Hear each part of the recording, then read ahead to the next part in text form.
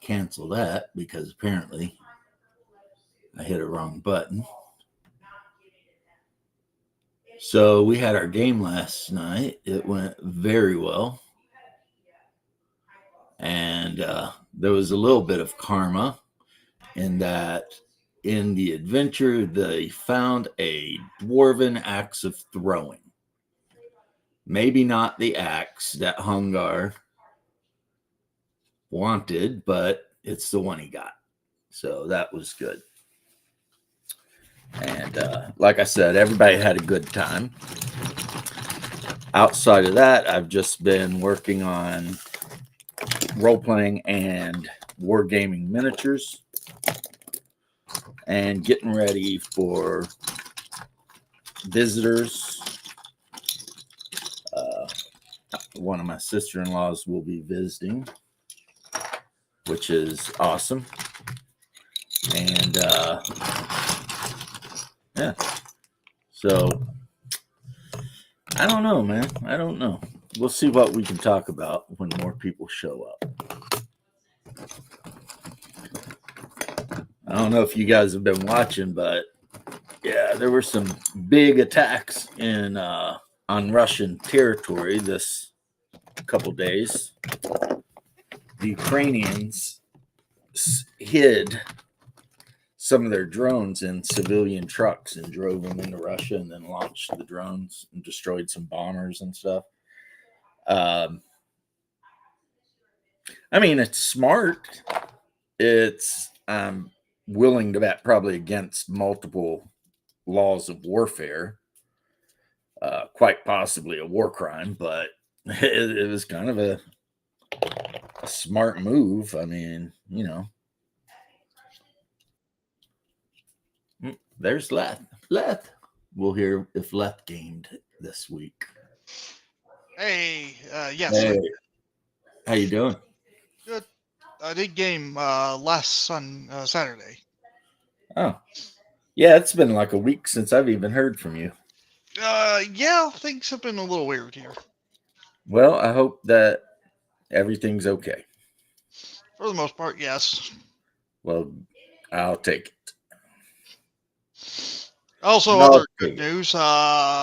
Next month I'm getting a new gun. okay. What kind of firearm will you be getting? The FNPS 90. Is that the freaking stupid one they had on like Stargate that everyone liked so much? I like it. I don't know It about is, Stargate, isn't it? but yeah. It was like the French rifle they designed specifically for armor crews and stuff like that. It's a PDW. It was meant for people in the back lines to have. Yeah, for like armor crews and shit. It's basically the evolution of one of the evolutions of SMGs. Right. Right. We got them. We got them. And But my not my those. Yeah, that particular firearm was made especially famous because I think they used it on Stargate, yeah, the I TV remember it from series. GoldenEye.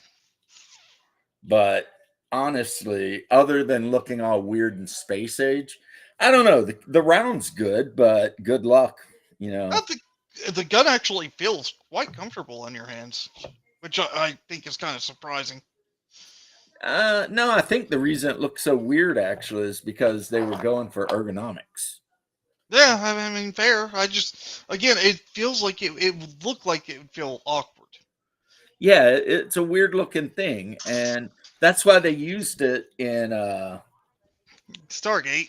Stargate because they wanted something that looked like super high tech and stuff.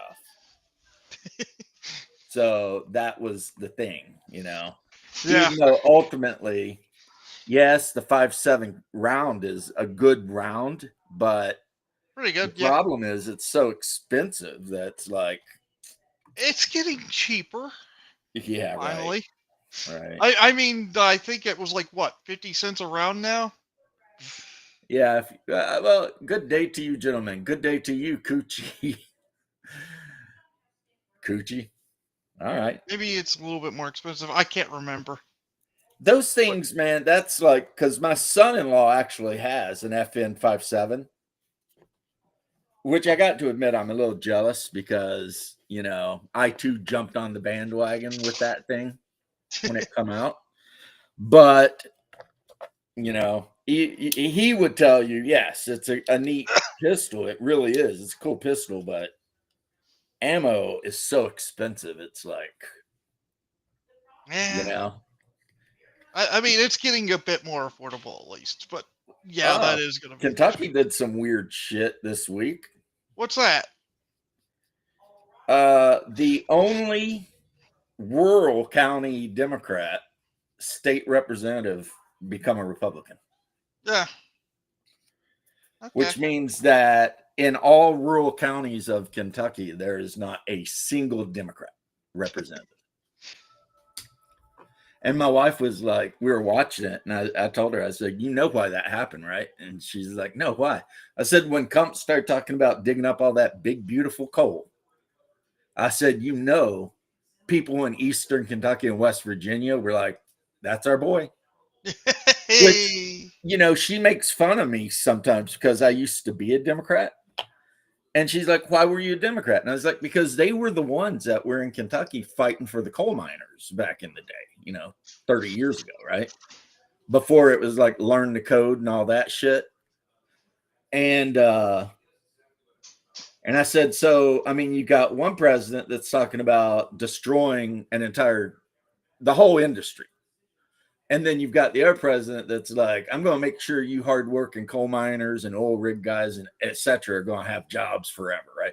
I mean, if you're a blue collar working guy, it's pretty easy to tell, Even if I wanted to get rid of the jobs, I would try to phase it out slowly to, make sure people could adjust and adapt and do something else instead of Yeah, you would just like think, but screw it that's not the over. way life works, though, is it? Not usually, not always. No, they always got to do something stupid. No one It's can like, ever just take their time with it and just be like, all right, let's all calm down. Let's all relax. But but yeah, with the good news, also another cool thing about the FNPS 90 I'm getting, it comes oh with my like god. 5 magazines.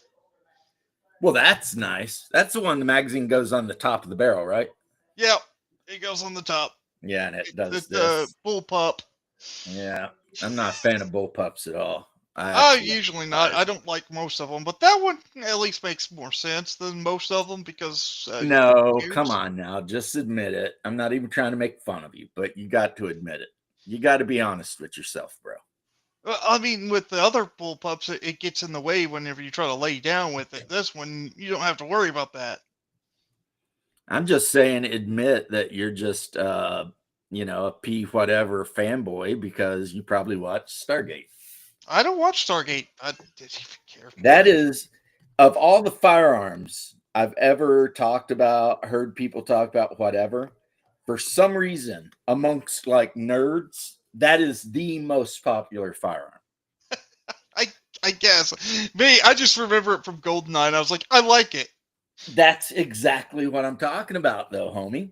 It's Yeah. like when I played Die 20 Modern, all of the sci-fi nerd geeks that I hung out with, that was the thing they wanted. Oh no, no! If I was gonna play Die 20 Modern, I'd want something weird, like a Model 1887, or I don't know, just something crazy. Well, we were playing Shadowrun. We were just using the Die 20 Modern Or rule Mare's set Lake. Oh my God, running around in a Die 20 and Unearthed Modern with Arcana. with a Mare's Lake would be hilariously awesome. Well, I mean, there is a book that came out for Die 20 Modern, right? Called Urban Arcana.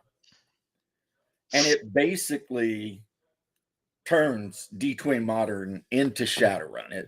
It pretty much supernatural creatures are back, magic works, and it gives you like multiple explanations. But instead of choosing one of their explanations, which I was not huge fans of what they said anyway, I just said, hey, Shadowrun, you know, the year 2050, whatever, the Mayan calendar did its thing. And, all of a sudden, shit started going down, right? And the players were cool with it. And because it's basically third edition D&D, it's a lot easier system for everyone in the world than actual Shadowrun, which they just keep making more difficult to play. So if you're the kind of person that enjoys Shadowrun, oh, 6th edition Shadowrun is a real freaking mess. But anyway, on to what I was saying though. All of the nerds that didn't own a firearm, never fired a firearm, knew nothing about firearms, but were huge fans of like Stargate and all that sort of shit. Every one of them wanted a P90 or whatever. And, you know, Heck, I like guns, okay. so I even went to the extreme gun nerd, learned the history of the P90 and why it came to be and everything. Yeah, it's basically an SMG. Yep. It was Except just like they call it a personal defense weapon. Yep. Hey, happy Monday. Hanging out on the porch with two hillbillies over here. Now, James, I almost did get the gun that's in the picture that's on on here. A Beretta? Yep. Yeah, you know, Hungar, I think, used to have one of those, and I had one when I was in the Army. Not the one the Army issued. I actually had a real made in Italy Beretta 92 FS. Yeah. Great pistol, man. Great pistol. The Italian version. The Army issue version, you know, it's now, like now if my wallet recovers from the P90 and our financial situations get better, maybe I'll pick one up again, pick one up too, but that might be a while. Well, I mean, you know what my everyday carry is, right? Glock. No. Oh wait, yeah, I forgot. No. Springfield Hellcat. Oh yeah. That is my everyday going to the store, whatever. If I'm wearing a pair of jeans or something, I can tuck that thing right into it. Or if I want, I can just carry it in this case. And this case has the pistol, 15 round magazine, and then like 3 more 15 round magazines. Not that I ever expect I would need, 60 rounds to handle a situation. But hey, you never know. James, if I really wanted a pistol caliber carbine, what would you have suggested? Pistol caliber carbine? I used to have a long time ago a Marlin carbine in 9mm, and it was really good. And it took Glock magazines. And I liked it. I ended up getting rid of it, and I regret it to this day. It's one of the few things that I regret. Now, you want to hear something really weird that you're probably not at all interested in? Go ahead. Are you familiar with the Dungeon Babe or whatever? Nope. Well, we need to look at her, and there's a reason I need to look at her. I don't know who she is, but it could be the woman who wrote Shadow Dark. I don't even know. Kelsey or whatever her name is. Who, even though I don't know her at all, I'm a fan of just because she made a shit ton of money. Putting out her game. And I'm like, I respect that. Oh, look, I'm online. I'm live.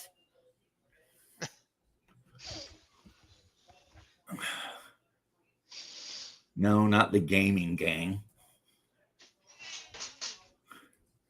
Oh, it's the Dungeon Babe or something like that. I had to look at her twice, actually, because I was like, holy shit. Let's see if I can even find it. I don't know if I can. Again, whoever this person is looks just like a girl I dated. And for a split second, I was looking at it and I was like, is that? I had to really look, and then it was like, no, that's not. And then I was like, is that?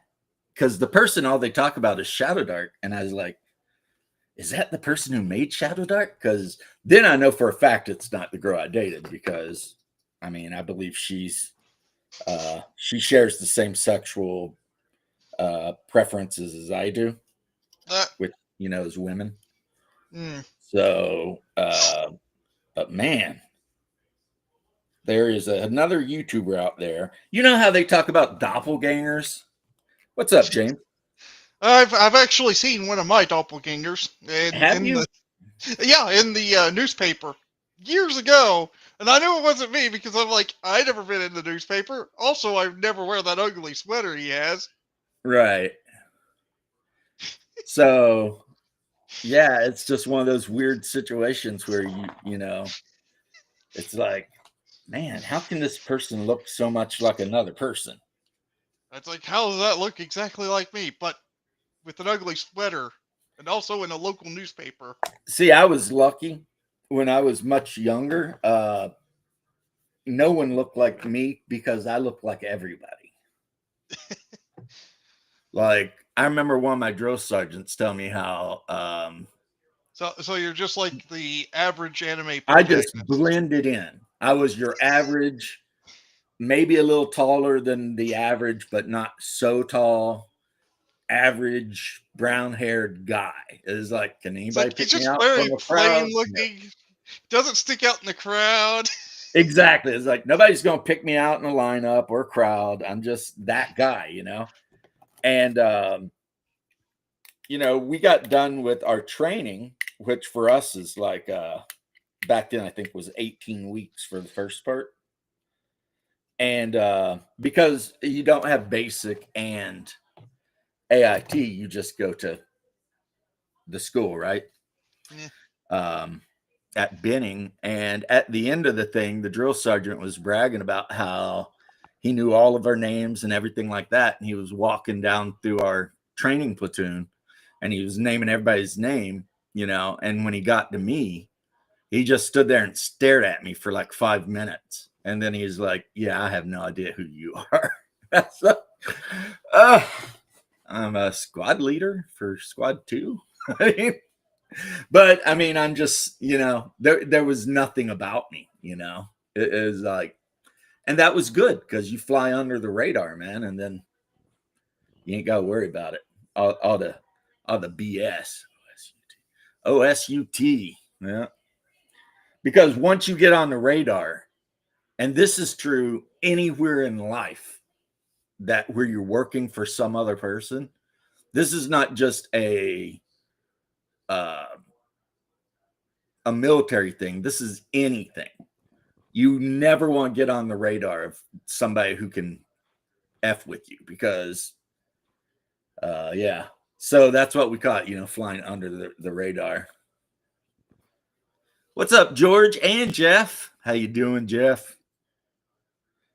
Yeah, last night in our game, they random rolled some treasure. I thought it'd just be interesting to let them random roll some treasure. They defeated a beholder. Now, granted, it went really bad. One of them got feared and took off running out of the fight for like 20 minutes. And one of them got charmed. Two of them had to make death saves. The dwarf fighter got bit almost in half. He was pretty bloody. And then they looked around and they found that the beholder had actually carved a tube from the top of the the cavern it was hunting in, just big enough for it to fit in the ceiling 40 feet up.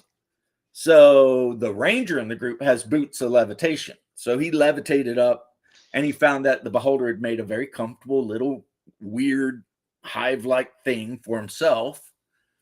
And so he nailed a baton in because he's got a mountaineering kit and everything. And everybody flew up or went up the rope, right? And they found a bunch of treasure there. And I decided I'd just let them roll on the chart. It was too, because it was flying around, and every round I was rolling die, like 4 die 10s to see which ice stocks were going off, and and like the illusionist in the group, thief illusionist, 7-7 thief illusionist. which is one of the lower level characters, really. She tried to cast a spell, but didn't know about the anti-magic cone out of the beholder's center eye, and like so, all hell was breaking loose, and of course, it's old school essentials, which means the beholder had like 53 hit points, and at one point, the mage in the group hit that thing with a magic missile for like 29. So I rolled the beholder's morale, and it was like, no, not leaving, going to stay and fight.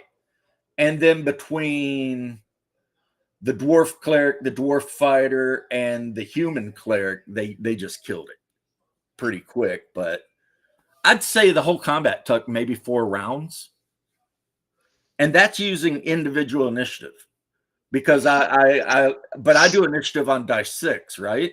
And because I'm playing OSE Advanced and we removed level caps from demi-humans, humans always win ties. So if you're, and most of my group is human, so anytime there's a tie between humans, the human always goes before the, but that's neither here nor there. He did a lot of damage. He hit the cleric twice in a row, and I was randoming everything, and he hit the dwarf cleric twice in a row with caused serious wounds, which knocked him down a bit, even though he's pretty sturdy, the guy. I mean, you know, dwarven cleric with like +1 or +2 to their hit points because of their constitution and everything. So they got whacked a few times, and so they went up there, and I let them.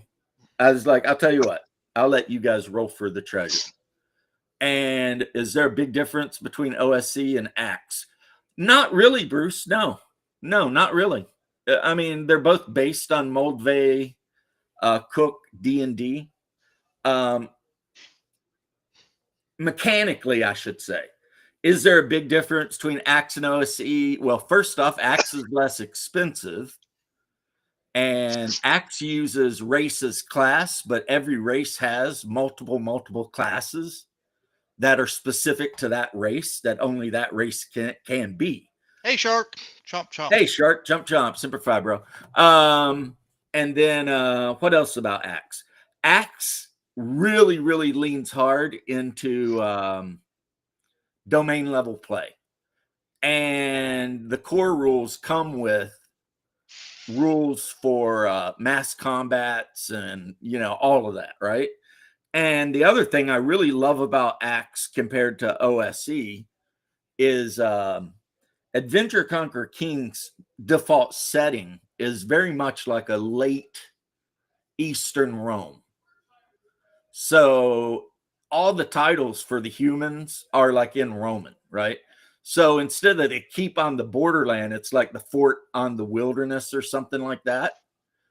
And instead of the Castilian, it's the legatus, you know, and there's a whole backstory there where the legatus had been sent there because of basically he had embarrassed his family or something. And his wife was really unhappy because she wanted to stay in the capital city, which is Rome, basically, or Constantinople, depending. And they also go into detail, like all the humanoid monsters in the game, they explain how they exist. Like a long time ago in Axe, there was this great elven empire, and these elves, eventually they started worshiping dark chthonic gods, and they started creating warrior races, right?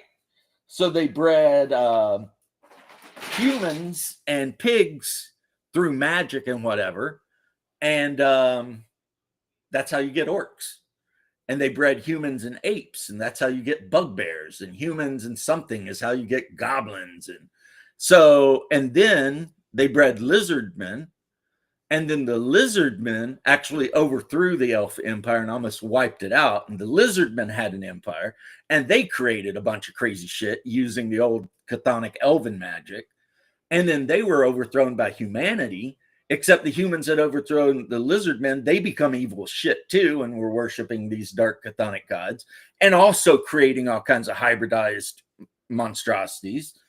And then finally, like, basically the gods appeared to some shepherd on a mountainside, and he recruited a general from the Zaharan Empire, which was the evil human empire. And they ended up going around preaching about this new religion, which was, you know, the seven archons, Sol Invictus, and all this thing. And they overthrew the Zaharan Empire, and they established the empire, the Imperium, right? And it's basically Rome. So, like, in that game, you know, lamellar armor is listed as a thing you can do. You can get lamellar armor. You can get segmented armor. You can, if you're a fighter, you can take skills and say you were a legionnaire. Like my brother played a human fighter, but he come from a region that's very much like Greece, and he took all of his special skills in seafaring. And then his character background was that he was mid-30s and he had spent his whole career in the Imperial Navy, you know, fighting pirates from the north in a trireme or trireme or whatever. And now he'd retired and he was just looking for a place to settle down. So, yeah, ACK's homebrew setting, which costs, I think, about $10 on for this hard copy on Drive-Thru RPG. The Aran Empire is one of the best settings ever made. If especially if you're like me and you're way into like Rome, you know, SPQR, and of course the bad thing is the empire is collapsing due to corruption and, you know, whatever. And there's horse lords coming out of the west that have basically been crushing every nation that they've encountered. And if you start the game in the year that they suggest, the emperor raised as many legions as he could and marched west to stop the horse lords, and he never came back. And it's been like a year now. And everyone's saying that he died. The plains horse lords killed him. And they, of course, are an analog for the Mongols or the Huns. You know, they're your stereotypical or archetypical horse lords. You know, they live on the plains and they're running around with short bows. You know, so that is the world your characters find themselves in. Now, Macris, who I talked to, or Macris, I've heard it said a couple of ways. I always thought him just Macris, but that's because I'm from Kentucky. He is a great guy. And if you're looking for a game to support based on is the guy who made this game worth a shit or not, Adventure Conquer King would be a great choice because Alexander Macris is a great guy. He super supports his game. You can go on his Discord and ask him questions. He will answer your questions. You know what I mean? If you're Orthodox Christian, you know, he'll wish you a happy Easter and a Merry Christmas during the Orthodox holidays. Because I think he was raised Greek Orthodox. And just to quote Ben Affleck, Alexander Macris is just wicked smart. You know, wicked smart. He's wicked smart. He is. You know, most people I hang out around don't make me feel kind of stupid. But being in a conversation with him about gaming, and I start feeling like, wow, this guy is freaking smart. You know what I mean? And it shows. And it shows in his game. Like, one of the players at the table, he played the dwarf artificer. Loved it. And only dwarves can be it. Because the dwarves don't share the secrets of their steam tack and all that shit with anyone else. Yep, like, you know, dwarves should be.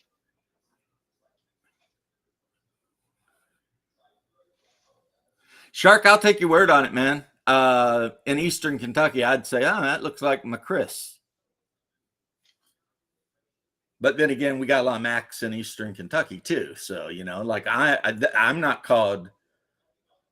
Well, no, my name's pronounced McKee. There's no A in my name though. It's just MC. Yeah.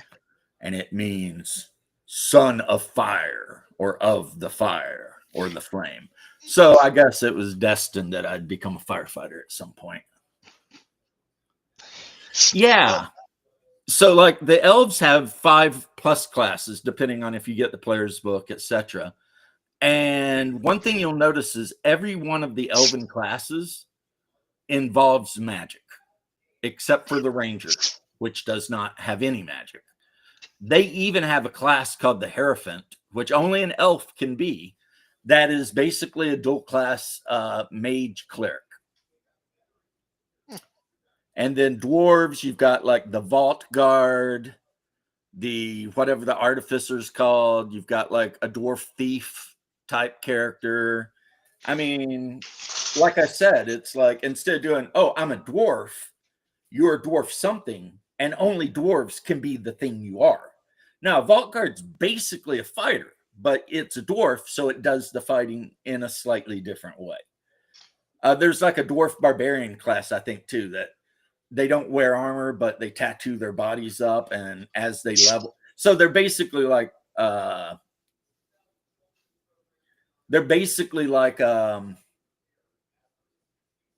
I don't know what you get. They're barbarians, except they don't wear armor or anything, but the more tattoos they get, the tattoos have magic in them. So as they level, the humans have a cleric called a blade dancer that can only be female, and it's a cleric that can never use anything but edged weapons. Also, they can never wear armor heavier than like leather. We used to joke because my wife played that, and eventually she started using a polearm. Yeah, berserker. Eventually she started using a polearm, so I was like, I kept calling her the pole dancer. So, haha, I know, whatever. Oh, well. Hey, James, do you want to hear what happened in my game? Yes, I was waiting for that, and then you didn't say anything, so I answered the question. And to finalize that question, Bruce, I love Axe. I really do. But right now, I had done if you could pick any single game ever you wanted to play. Well, dwarf magic ain't magic, though, George. It has to do with runes and shit. It's not any sort of arcane, whatever. And they're not barbarians. These guys live in the mountain holds with the other dwarves. It's just that's their line of, that's their calling. So yeah, don't look at it as if they're like Conan. They're not Conan. But it's tech disguised as magic. Versatile force fields. There's an optional class you can play where you are a character from the far, far distant future that somehow got sucked through whatever. They give, like, one thing is you were an engineer on a starship working on the warp coils and something went wrong and you got sucked through time and space, and now you're in the Arn Empire. Like an average Star Trek episode. Exactly. That is something that Macris added to his game, so that if you wanted to actually play a Star Trek type character in a fantasy world, he gives you the ability to do that. I want to play Captain Kirk and ACK. You could. Absolutely, 100% you could. But yeah, ACK, the setting is amazing. The game is written around the setting. And that's probably, if I had a con, that would be the con. ACK is not the kind of game you could generally say, hey, let's play ACK, but let's use Greyhawk rules or Greyhawk setting. It wouldn't fit. It wouldn't fit in Forgotten Realms. It is a game set in its time and place. You know what I mean? And that has to do with the fact that all the gear in the game is based around late Rome. All the characters are very much Romanesque or Byzantine, etc. So, but if you want to play, if you read the setting and you're like, I love this setting, then ACK is the only game to play. And we did a vote, and my players picked. They just want to play a generic fantasy role playing game. So OSC Advanced and Greyhawk. You cannot get any more old school and generic than that. Now that I've rambled, Leth, please share what happened in your game. Well, this session we What started. We kind of started where our last game left off, where this that's how you do. This yellow mage gave us a coordinates to this cave. We ended in that cave. Well, Okay, yellow mage. Why was he yellow? It's more like what they're called. They wear yellow robes. Oh, okay. So it wasn't that he was yellow skinned or no, it's just like cowardly. a faction type he of just thing. wore yellow robes. Yep. And well, I'll take my system. Well, there you go. In this cave, we found out some lore about giants and how the dwarves had to seal off a cave to stop them or something like that. Mm-hmm. Once we got lower into this cave, after everybody got into this cave, really, because we had to do some work to get in there, we went down a few levels, found a couple of, like, statues telling us about this old dwarven city that's been most likely abandoned.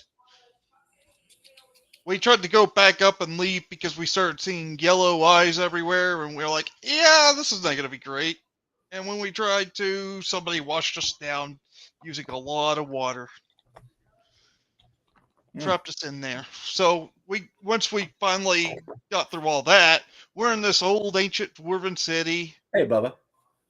Not able to see anything for the most part because most of our characters don't have any dark vision. Yeah, that's the best. Dark sight. But we were able to finally find a little bit of light, but through magma, I guess you could say. And I guess you're talking about molten stone, yeah, that's what it is. Yeah. And well, we're going by the rules. As long as you don't touch it, it's fine, I guess. Yeah.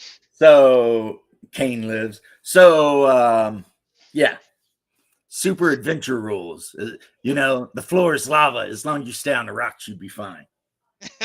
Anyway, I used that the lava to smith out something, so we might be able to gain a little bit of light.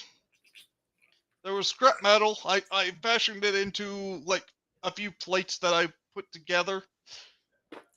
Well, the lava should definitely be spitting out light. Yeah, it is. I mean, that stuff would be glowing red hot. Yep.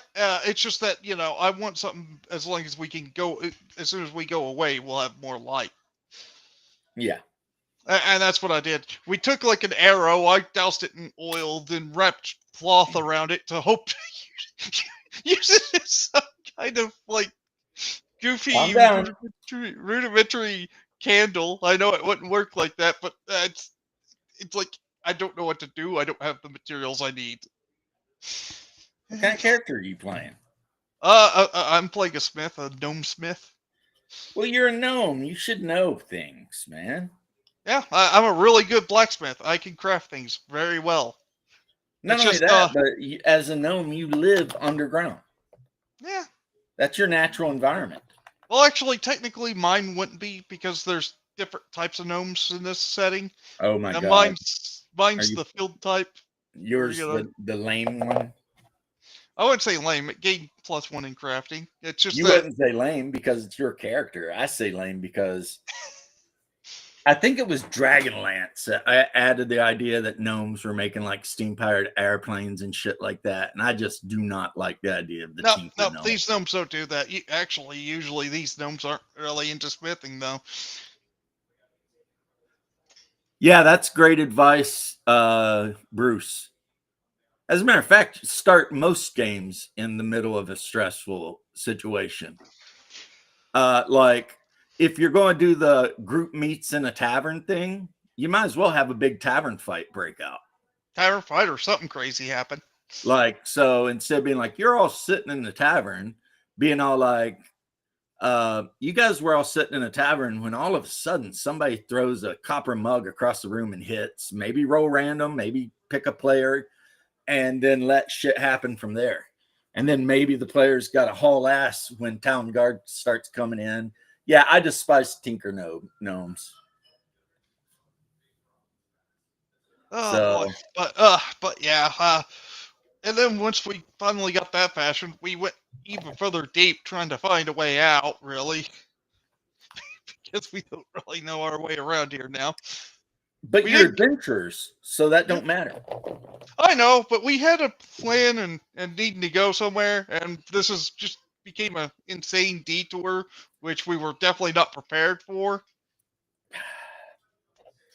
Look, the enemy can never, ever, ever anticipate your plans if you have none. Fair. Again, I wish I had like a candle or oil or something. Yeah, I don't know how you don't. Yeah, I That don't. just marks you as a noob. I'm not trying to be mean, but yeah, seriously, dude, you went into a dungeon without like 4 or 5 flasks of oil, Well, to be six fair, we weren't planning torches. on this until recently. Man, if Hungar was in the chat, he'd probably yell at you. I wouldn't blame him. As a person from a state completely riddled with caves and shit, how do you not know these things? I I wasn't planning on spelunking, but yeah, I should have still been way more prepared. I don't know what it is. I guess whenever I was creating this character, I forgot all the items I should have brought with me because there's like 15 different things I forgot to get.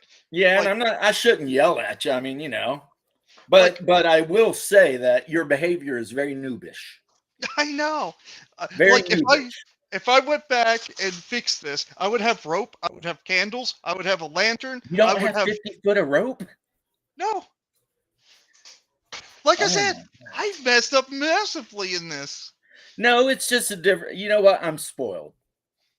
Almost everyone I play with, except for a couple of people, has been playing old school D&D for decades. I, And the couple of people who haven't, they can lean on the rest of the group to tell them what they should be doing. So I shouldn't be hard on you. I mean, like in my game, like as soon as they make characters, you can guarantee they're going to have rope, oil, 6 torches. Hell, the ranger has a mountaineering kit with like rope and batons and climbing freaking gear. It's like they all have a bedroll because if you don't sleep on a bedroll, over time you start getting penalties to all yeah, your that's one that luckily that is one thing I had was a bedroll. See, well, that's good then. You at least thought, I need to be comfortable, right? Yeah. Bedroll, blanket, Well, backpack with but a then frame. I mean, I didn't even bring one of my favorite item combinations either. what's that? Glass bottle and a pouch or some kind of thing like that. A glass bottle Especially pouch. yeah, you break the glass bottle, mulch it up as much as you can, and then put it in a pouch. And in a combat, you can just throw that in their eyes. Yeah, that's complicated. I'd rather just smack them in the head with a hammer. I play But fair yeah, though. powdered glass in the eyes. The problem with that, though, is that, I mean, depending on the situation, that could get you too. That's Fair. like an AE attack. You know what I mean? It can be kind of dangerous, yeah, I guess. I Yeah, guess you've that's got fair. powdered glass floating around in the breeze in the middle of a fight. I mean, once you throw it, you don't know where it's going. It could 100% hit the bugbear you're scrapping with, but then now you've got this powder, this particulate floating, and maybe it don't get in your eyes, but damn, man, you ever got insulation on you? I take your silence to mean no. It's itchy as shit. Now, newer insulation's not that way, but the old school pink insulation that you had to roll out into your attic, Yeah, I know what you're talking about. That yeah, that fiberglass. shit, you Yeah. get that, you rub up against the actual fiber side, not the paper side, and oh man, yeah, it is absolutely horrible. Well, Pocket sand. No, you got to do like I was watching Black Lodge Games the other day. He was describing this character who can only really be described as absolutely evil. Like he used his last switch from a genie's lamp, and his first thought was to wish for heroin. But then he realized that that would be kind of weak because after he used the heroin, it'd go away. And I'm sitting here listening to the tales of this character, and I'm thinking, oh my God, this guy is like straight up the worst, you know? But anyway, caltrips. But here's the thing, and this is something I learned from everyone's most hated version of D&D, right? Also, Worlds Without Number does this, right? Is in 4th edition D&D, they have the thing called the Adventuring Kit, and you can buy it. I think it costs 15 gold coins or some shit, right? And it's basically a backpack, 50 foot of rope, 6 torches. It's like 10 things that you are guaranteed 100% to need in a dungeon at some point. And the guys who wrote 4th edition, they decided to, instead of having characters go through the list, which those things are on the list, but then there's just, hey, get it all at once right here. And, you know, I ran 4E for a couple of years, and that is part of 4E that I kept, you know? So I just look at what was in the adventuring kit in 4E D&D, and then look at the OSC equipment list and make an equipment list. And then, you know, if the cleric needs a holy symbol or something, they can buy that, you know, whatever. Yeah, like the fast pack thing. It's like, oh, I'm going to play a thief. I pick the thief kit. That's Worlds Without Adventure does that. And if you pick the thief kit, then you get lock picks and caltrips and all the shit that a thief really should have on them. Yep. If you take the cleric kit, you get some holy water, etc. If you know, so I like that because I've had a lot of character deaths, and having the fast packs available just makes or things the easier. adventure kits available means it's basically roll your stats, fill a couple numbers in, grave or saving throws and stuff, and then buy your kit, pick your armor. Buy your armor, you know, pick what weapon you're going to use, because I don't really worry too much about proficiencies. I do use class prohibitions though, so like thieves can't run around with bow axes and shit. But and then play the game, you know. That's the beauty of the mold they cook philosophy. Like you should be able to make a character on an index card in less than 10 minutes. Every time. Not and it should be any character. Whether you're making a mage, a thief, a fighter, a paladin, don't matter. You should be able to make it. It should fit on an index card. If you need 3 sheets to keep track of your character, that's not a fantasy game I would ever want to play. Now, I do love Traveler, and you know those character sheets can be pretty intensive because of homeworld and your stats, UPP, and all that. But for some reason, I like skill-based games for fantasy or for sci-fi, and I like class-based games for fantasy. What if the thief stole the battle axe? It could swing it at -4. Thieves can use a lot of weapons, but you know, not every weapon. And in the game, unless there's a religious thing saying, you know, you're a cleric, so you can't use this weapon, or you're a knight, so you can never use these weapons. You can literally use any weapon, but you get -4. Yeah. And that sucks. So most people will be like, I'll stick with my dagger, you know. It's like if I picked up a weapon in RuneQuest, it'd be like, oh, yeah, you could use it. It's just that you're going to have a very bad time trying to use it. Right. It's like, oh, your skill is 12. Good luck with that. Now, one thing I do in my OSE game, and this come from Forgotten Realms, and I still have my Forgotten Realms book from 1st or 2nd edition. If the deity you worship is known for a specific weapon, then the cleric of that deity can use that particular weapon. Yeah, I think there are systems that are kind of a mix of class and skill. Yes, Actually, George, third edition. Third edition D&D is fair. a mix of class and skill. And that's one of the things a lot of people don't like about it. It's one of the things a lot of people absolutely love about it. And if you make a third edition character, you will not fit it on an index card. Good luck. It's going to take you, even if you're someone like me that's made maybe 1,000 third edition, that's hyperbolic, maybe 100 or so. It still takes a while to make a third edition character, because after you roll your attributes, pick your class, your race, do all that, then you get your skill points. And, there's just a lot of stuff, feats. There's just so many things going on. And that's at first level. And it just gets exponentially more crazy the higher level you go. Now, James, back to my story. Okay. This is going to be the best I part. thought you were done, but keep going. No, I didn't get to the best part. Well, Once we got further deep into this, we found something very great for my character, at least. Well, for everybody in our group, I guess. well, you gonna How we do. keep me in freaking suspense or what? Now, What are you doing over here? this stuff is called Ethereum. It's like a crystal infused with magic or something like that. I've heard of Ethereum. In Really? some online game, it was the currency. Well, it's not a currency. It's like a crystal with magic that the dwarves are prized and like really hide from the rest of the world. That's very good and very expensive. And so we found a big chunk of that, and I'm going to try to get all that stuff as much as I can out. But we also found, I think, some guards guarding this mine, so that's going to be a little bit hard.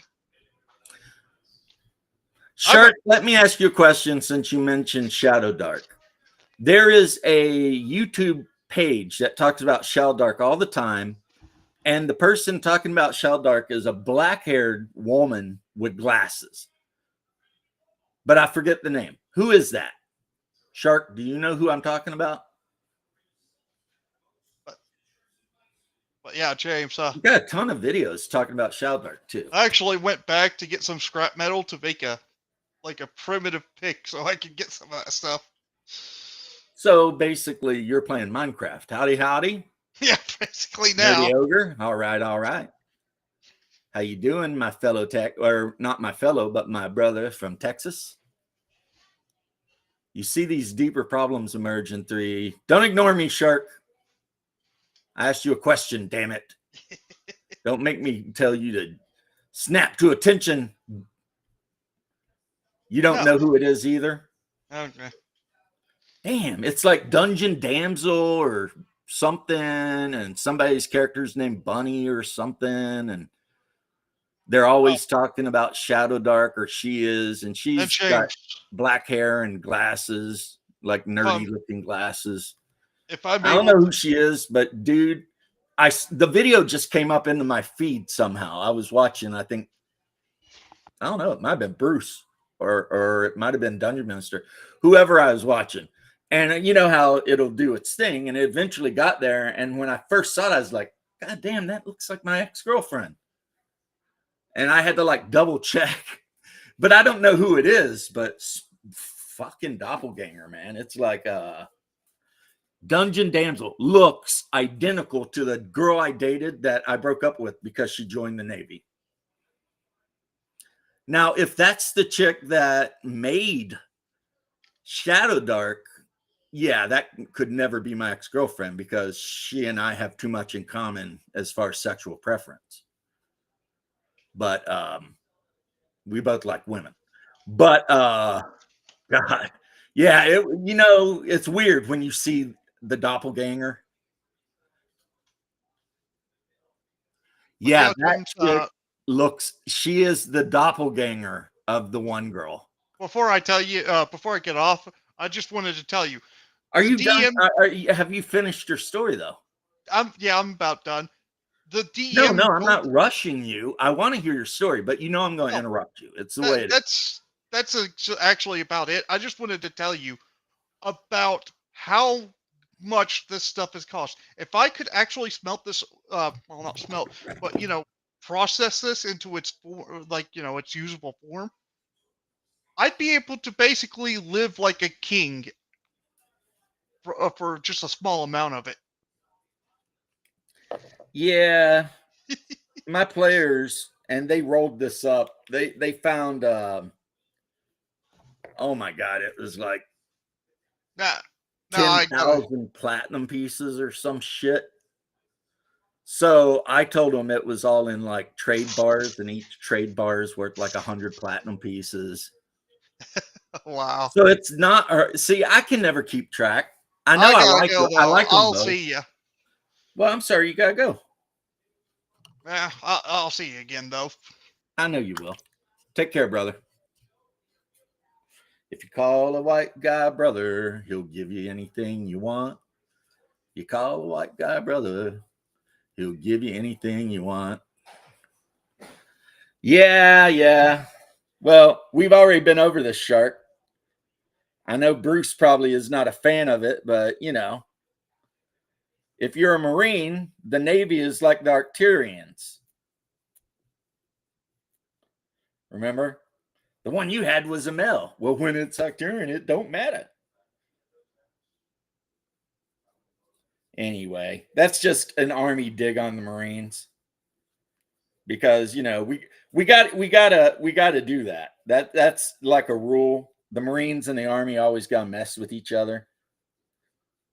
But no, I dumped her because I told you, I knew she was going to end up going onto a carrier, and I know how shit goes because I'd been in the Army. So she wanted to get married, and I was like, nope. I was like, if you're joining the Navy, not only will we not be getting married, but we'll be getting broken up. She cried and moped, but whatever. It turned out exactly the way I knew it would. She ended up getting divorced from some guy she married after me, and then having a kid by a pilot who she married, but then got divorced from. It was like, you're on a floating mini city full of swinging cock, high testosterone 19-year-old sailors, and you're a reasonably attractive woman. It's like, no, I don't want any part of that. And that thing that people say about if a woman sleeps with two mean men, she can never like make a connection. It's true because I've seen it with my own eyes.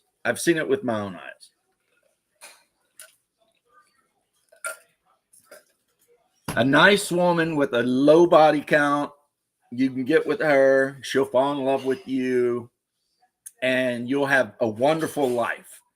But once a chick's banged out 30, 40 guys, forget about it. It's not going to happen. Or at least, she might bond with you, but it'll be over some other thing, like you pay the bills and take care of her and shit like that.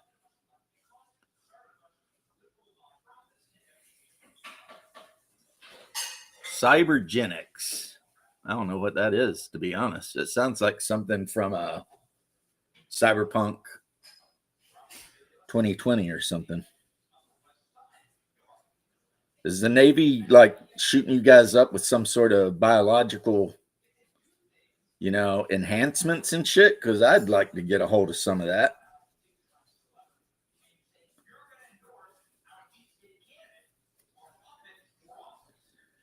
So, yeah. I'll tell you what, guys. If there's any guy that I talk to that hangs out on this stream and they look at me and they think, damn, this James, he's kind of got his shit together a little bit, right? I would laugh at them. I'd be like, got my shit together. I was a complete failure at damn near every relationship until I met my current wife. I mean, it took me 32, 33 years to figure anything out.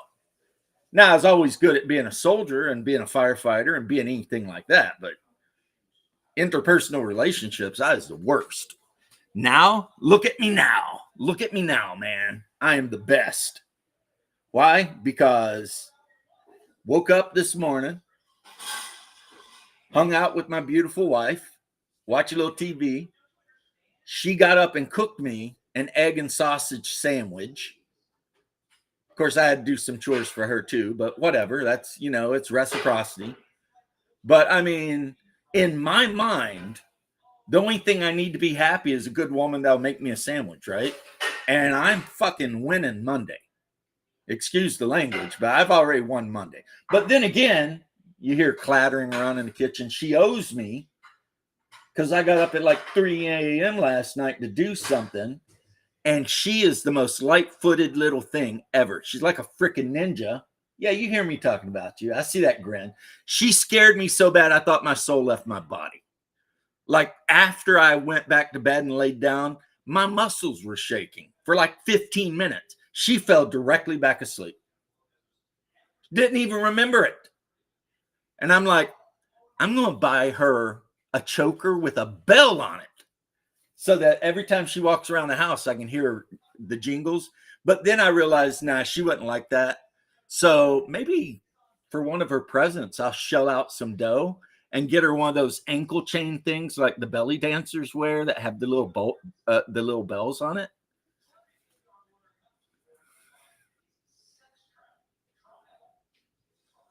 Yeah, same here, Bruce. Yeah, you would like that though. You used to be a belly dancer, didn't you? Mm-hmm. You're so shy. Shy, shy, shy, hush, eye to eye. She's so shy, shy.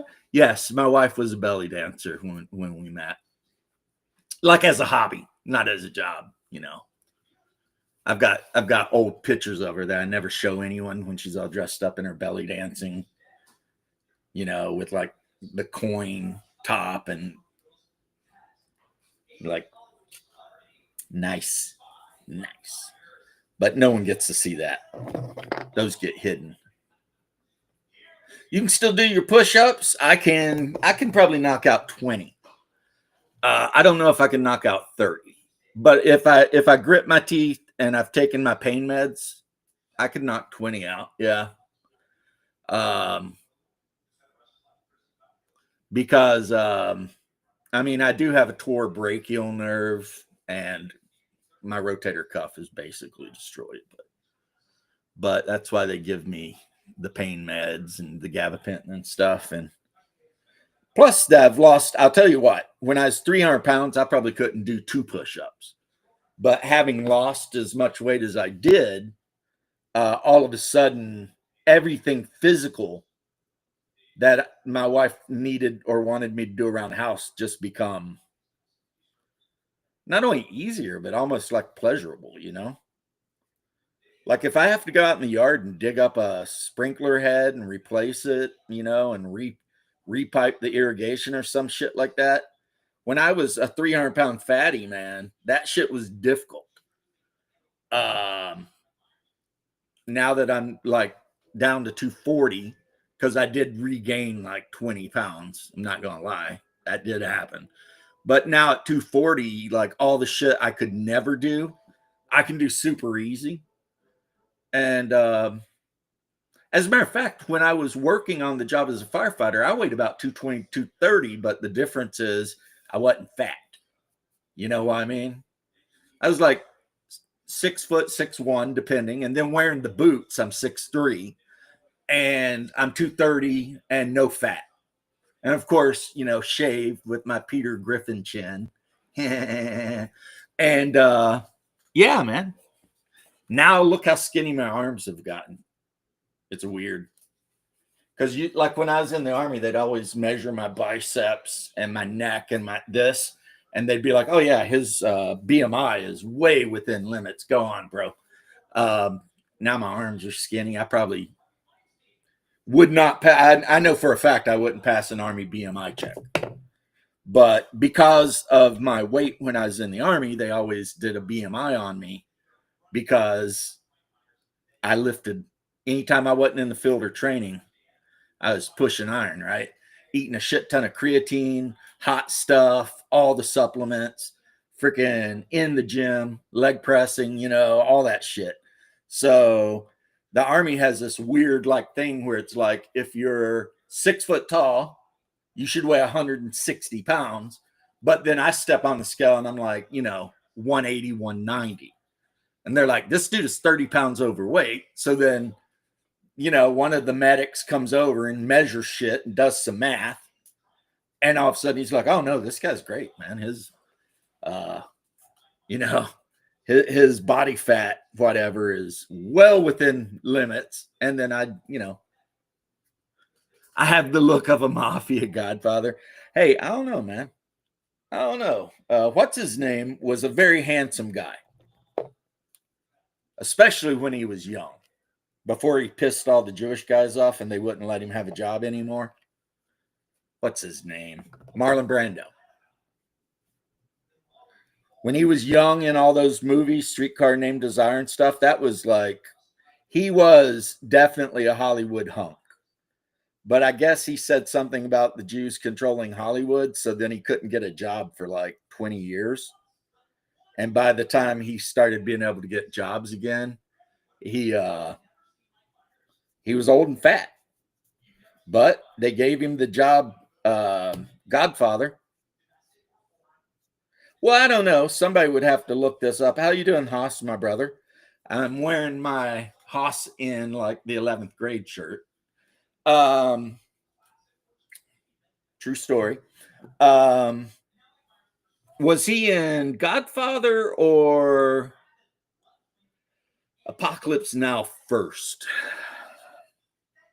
I truly just don't even know.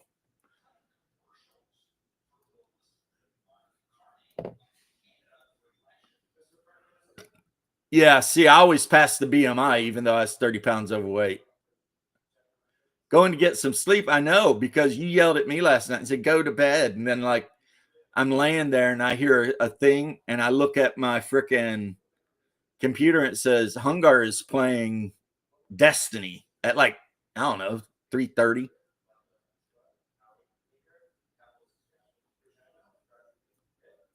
Yeah, I think 6', 220 or 200 would be ideal for me.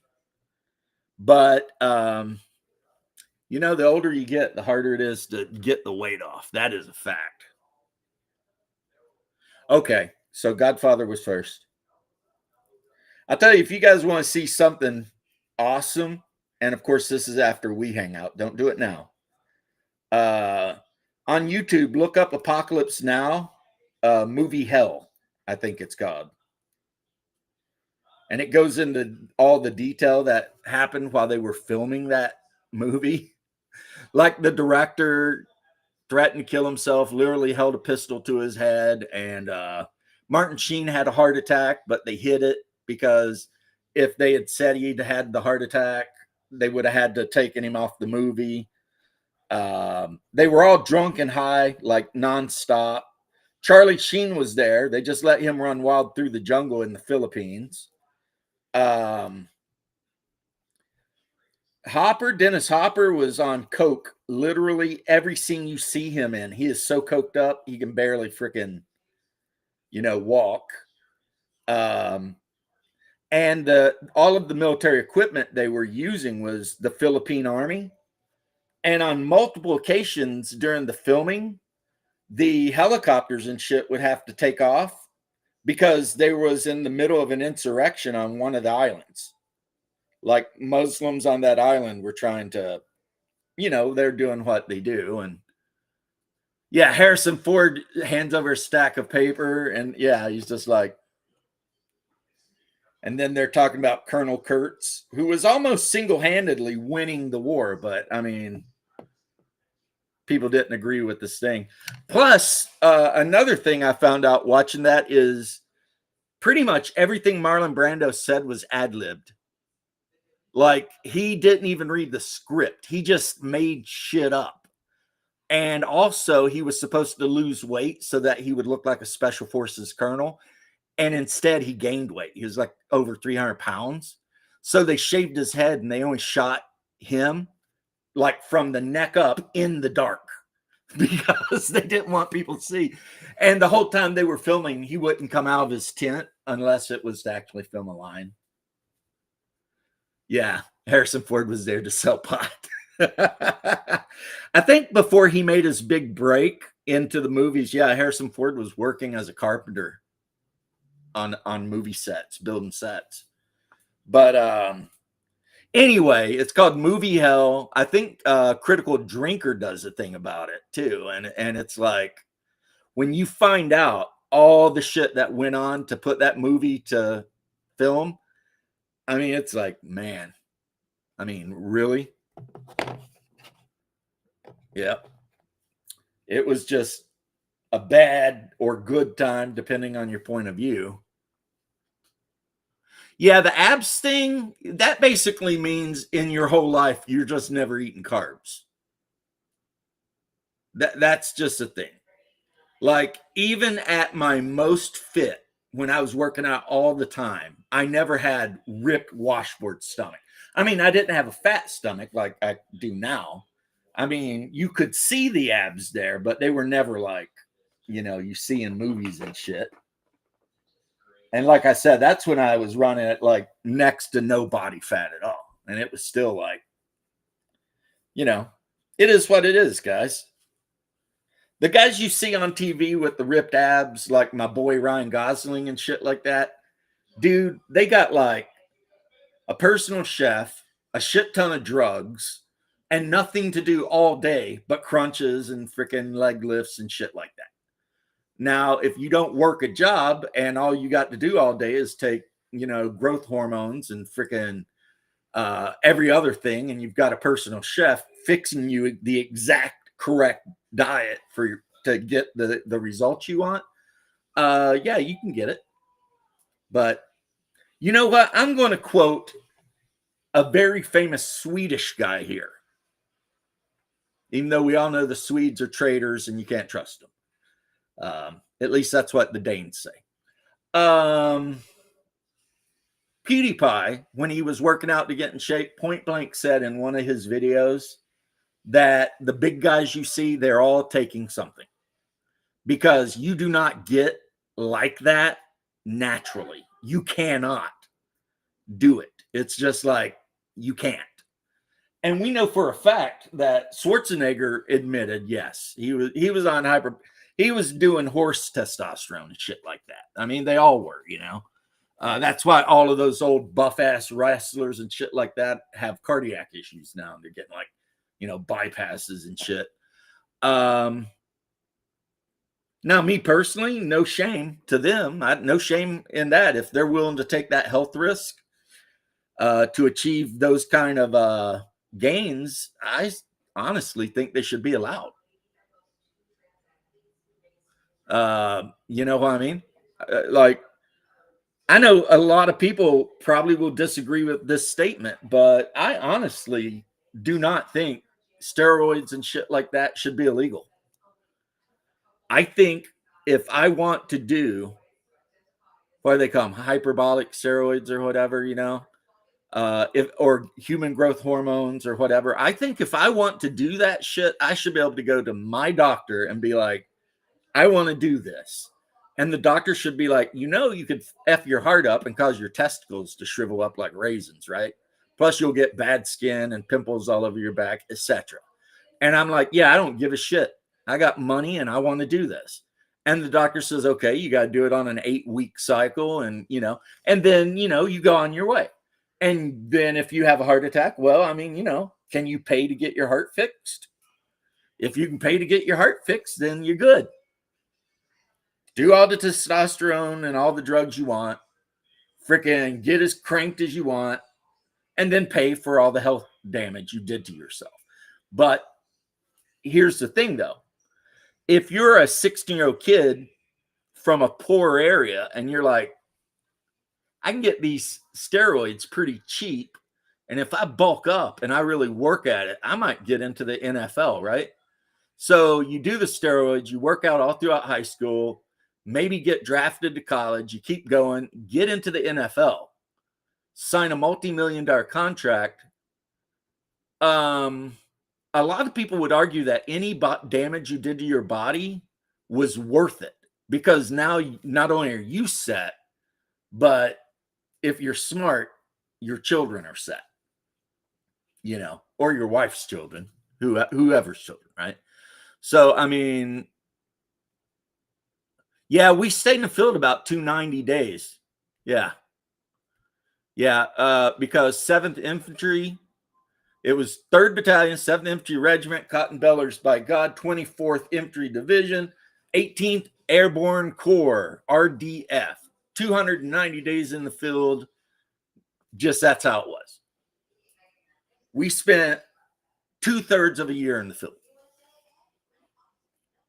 And it was cool, you know. I mean, for us, it was cool because we were in a Bradley. I'd hate to be a leg infantryman out there in the woods like that with like, I mean, because we like, if I wanted to, man, I could go to the PX and buy like 50 cans of SpaghettiOs and shove them in a sack and just chuck them in the back of the Brad, you know, strap it to the side or something, you know, whatever.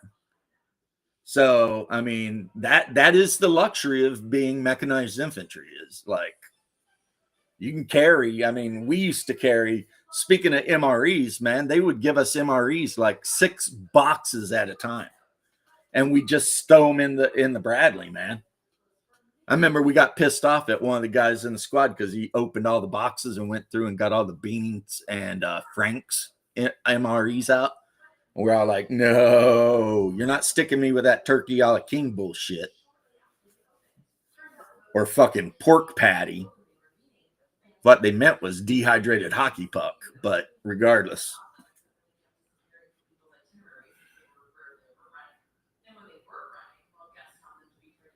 Pogie boy. Yeah, but I mean, let's be honest, Jeff. In actual real war, we're going before you are.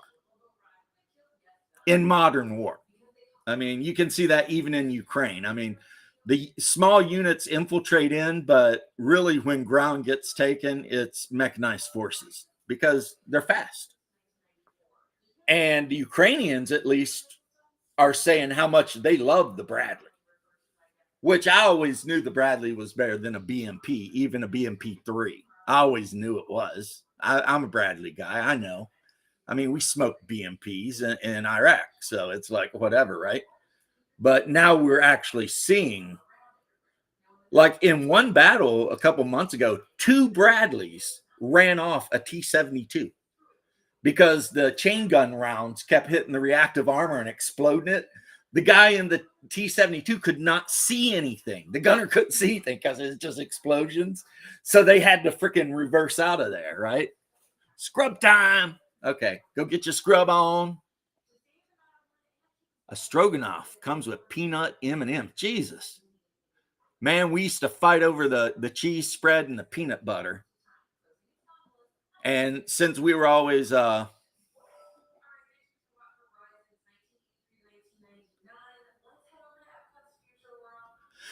And the Russian airborne are doing really good too. I'm just saying, modern warfare in steppes and plains like that, leg infantry is not your best bet.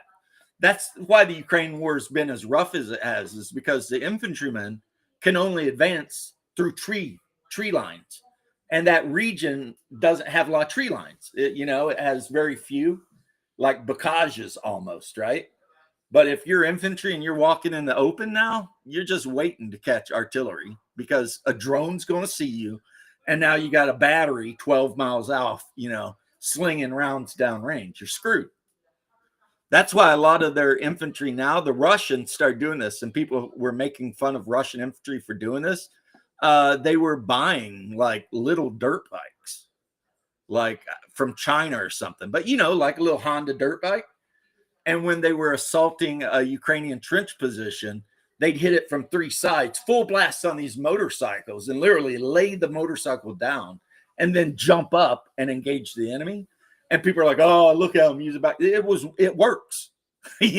That's why it's like right now, Ukraine pulled off their daring attack, a very daring attack, very costly to the Russians. No one can deny that. They blew up some Tupolevs and shit. We can argue now, is it a war crime to take civilian trucks and disguise them as weapon platforms and infiltrate them into an enemy country? Some people would argue, yeah, that's absolutely a war crime, right? Whatever, that's above my pay grade to figure out, right? But so all of the West media is like, Ukraine did this great thing, Russia's wrecked, blah, blah, blah, right? But look at a map of Ukraine. Russia not a week goes by that Russia doesn't gain ground. They have pushed the Ukrainian forces almost completely out of Donetsk, and they're maybe 20 or 30 kilometers from having them completely out of Luhansk. I mean, 2 weeks ago, the Russians made 3 breakthroughs in the Ukrainian lines. Ukrainians had to withdraw or get encircled. And ultimately, it's just numbers. That's what we just said. And you're dealing with brothers fighting, and both sides are really, really good at wars of attrition. But the problem with the war of attrition is whoever has the most people to throw into the meat grinder will win. I mean, even the American Civil War shows that, right? Because in the beginning, when they weren't fighting the war of attrition, the South was whipping the shit out of the North, right? Because they're trying to play that game. But when General Grant got put in charge, Grant, for all of whatever people could say about the man, he understood war and he understood attrition. And he said, well, let's take a thought about this. We have 10 times the population of the South. So how about instead of we play patty cakes with them like General McClellan and General Burnside and all the other generals they ended up having to get rid of, how about we just say F it and go right in their face, right? And sitting here as an armchair general, that was the absolute right decision. Now, did it cost him hundreds of thousands of men? Yes. Did they have hundreds of thousands of men to lose? Yes. And that is why we are the United States. God bless America. And not, I don't know what we would be down here.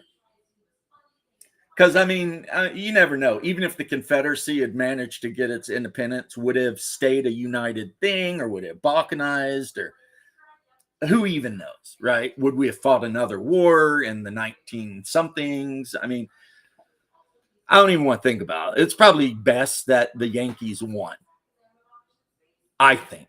As a Southerner who has a lot of relatives that fought for the South, that I know for a fact did, like Major Thomas McKee, fought for the volunteer or the Orphan Brigade, and yet sitting here in 2025, I think it's best that the Yanks won. Yeah, which doesn't make me any less proud of my rebel ancestors. I mean, they gave it a good go. They sure did. You can't say they were cowards. You know what I mean? But history, I think, will look back, and I think we'll all agree it's best it went the way it went. Jeff, that is, you know what? That is beautiful. You know what they say, like, brevity is wit. I just spent 10 minutes saying what you just said in 2 sentences.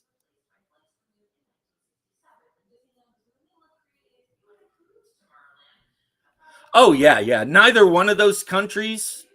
As a matter of fact, I will go on record right now and say there's not a country on planet Earth that could stop the United States military if we really committed to taking somebody out, which we haven't done since World War II. We've been playing patty cakes since World War II. But if we were seriously like, we're going to take this country out, they'd be taken out, man. I mean, for real. You can't, China wouldn't do shit. Everybody's like, oh, China, blah, blah. No. Their Navy would be gone within the first week. And after that, we would just bomb the shit out of them. And there's nothing they could do about it. They like to brag on their J-30. Their J-30 is a piece of shit. Our freaking YF-22 will eat that thing alive. That thing and 100 other things. You know what? I'll be bold and say, I think our modern upgraded F-15s would probably smoke anything the Chinese have made. I mean, but then again, I will admit, guys, I do love an F-15. The F-15 and the F-4 Phantom for me have always been my favorite American planes. And number 3 for me don't really count, but I have personal reasons to love it, is the A-10 Warthog. And my personal reasons is more than once in Iraq, we were in situations where we were engaging enemy forces and the A-10s come over, and I mean, a thing of beauty, man. You just hear that big burp and it's like shit just starts going, you know. These, and what's weird about A10s, right? Say you're sitting behind your Bradley and you're watching them, they look so slow. It's so weird when they come in and they'll drop real low and they look like they're barely moving. But you know they're moving hundreds of miles an hour, right? And then all of a sudden you just see smoke. And then after a couple seconds, because they're kind of far away from us, you hear, Wah! And then you see it moves, and then you see the smoke, Wah! Wah! And then downrange, you just see shit start burning. I mean, A10s are. Huh. I remember sleeping one night on top of the Bradley and waking up and seeing Apache helicopters like 4 a.m. just taking people out. You can see the tracers coming down from the sky. I actually kind of felt a little sorry for the Iraqi soldiers who were mostly conscripts because, I mean, they're trying to hide under bushes and shit. That Apache can see you.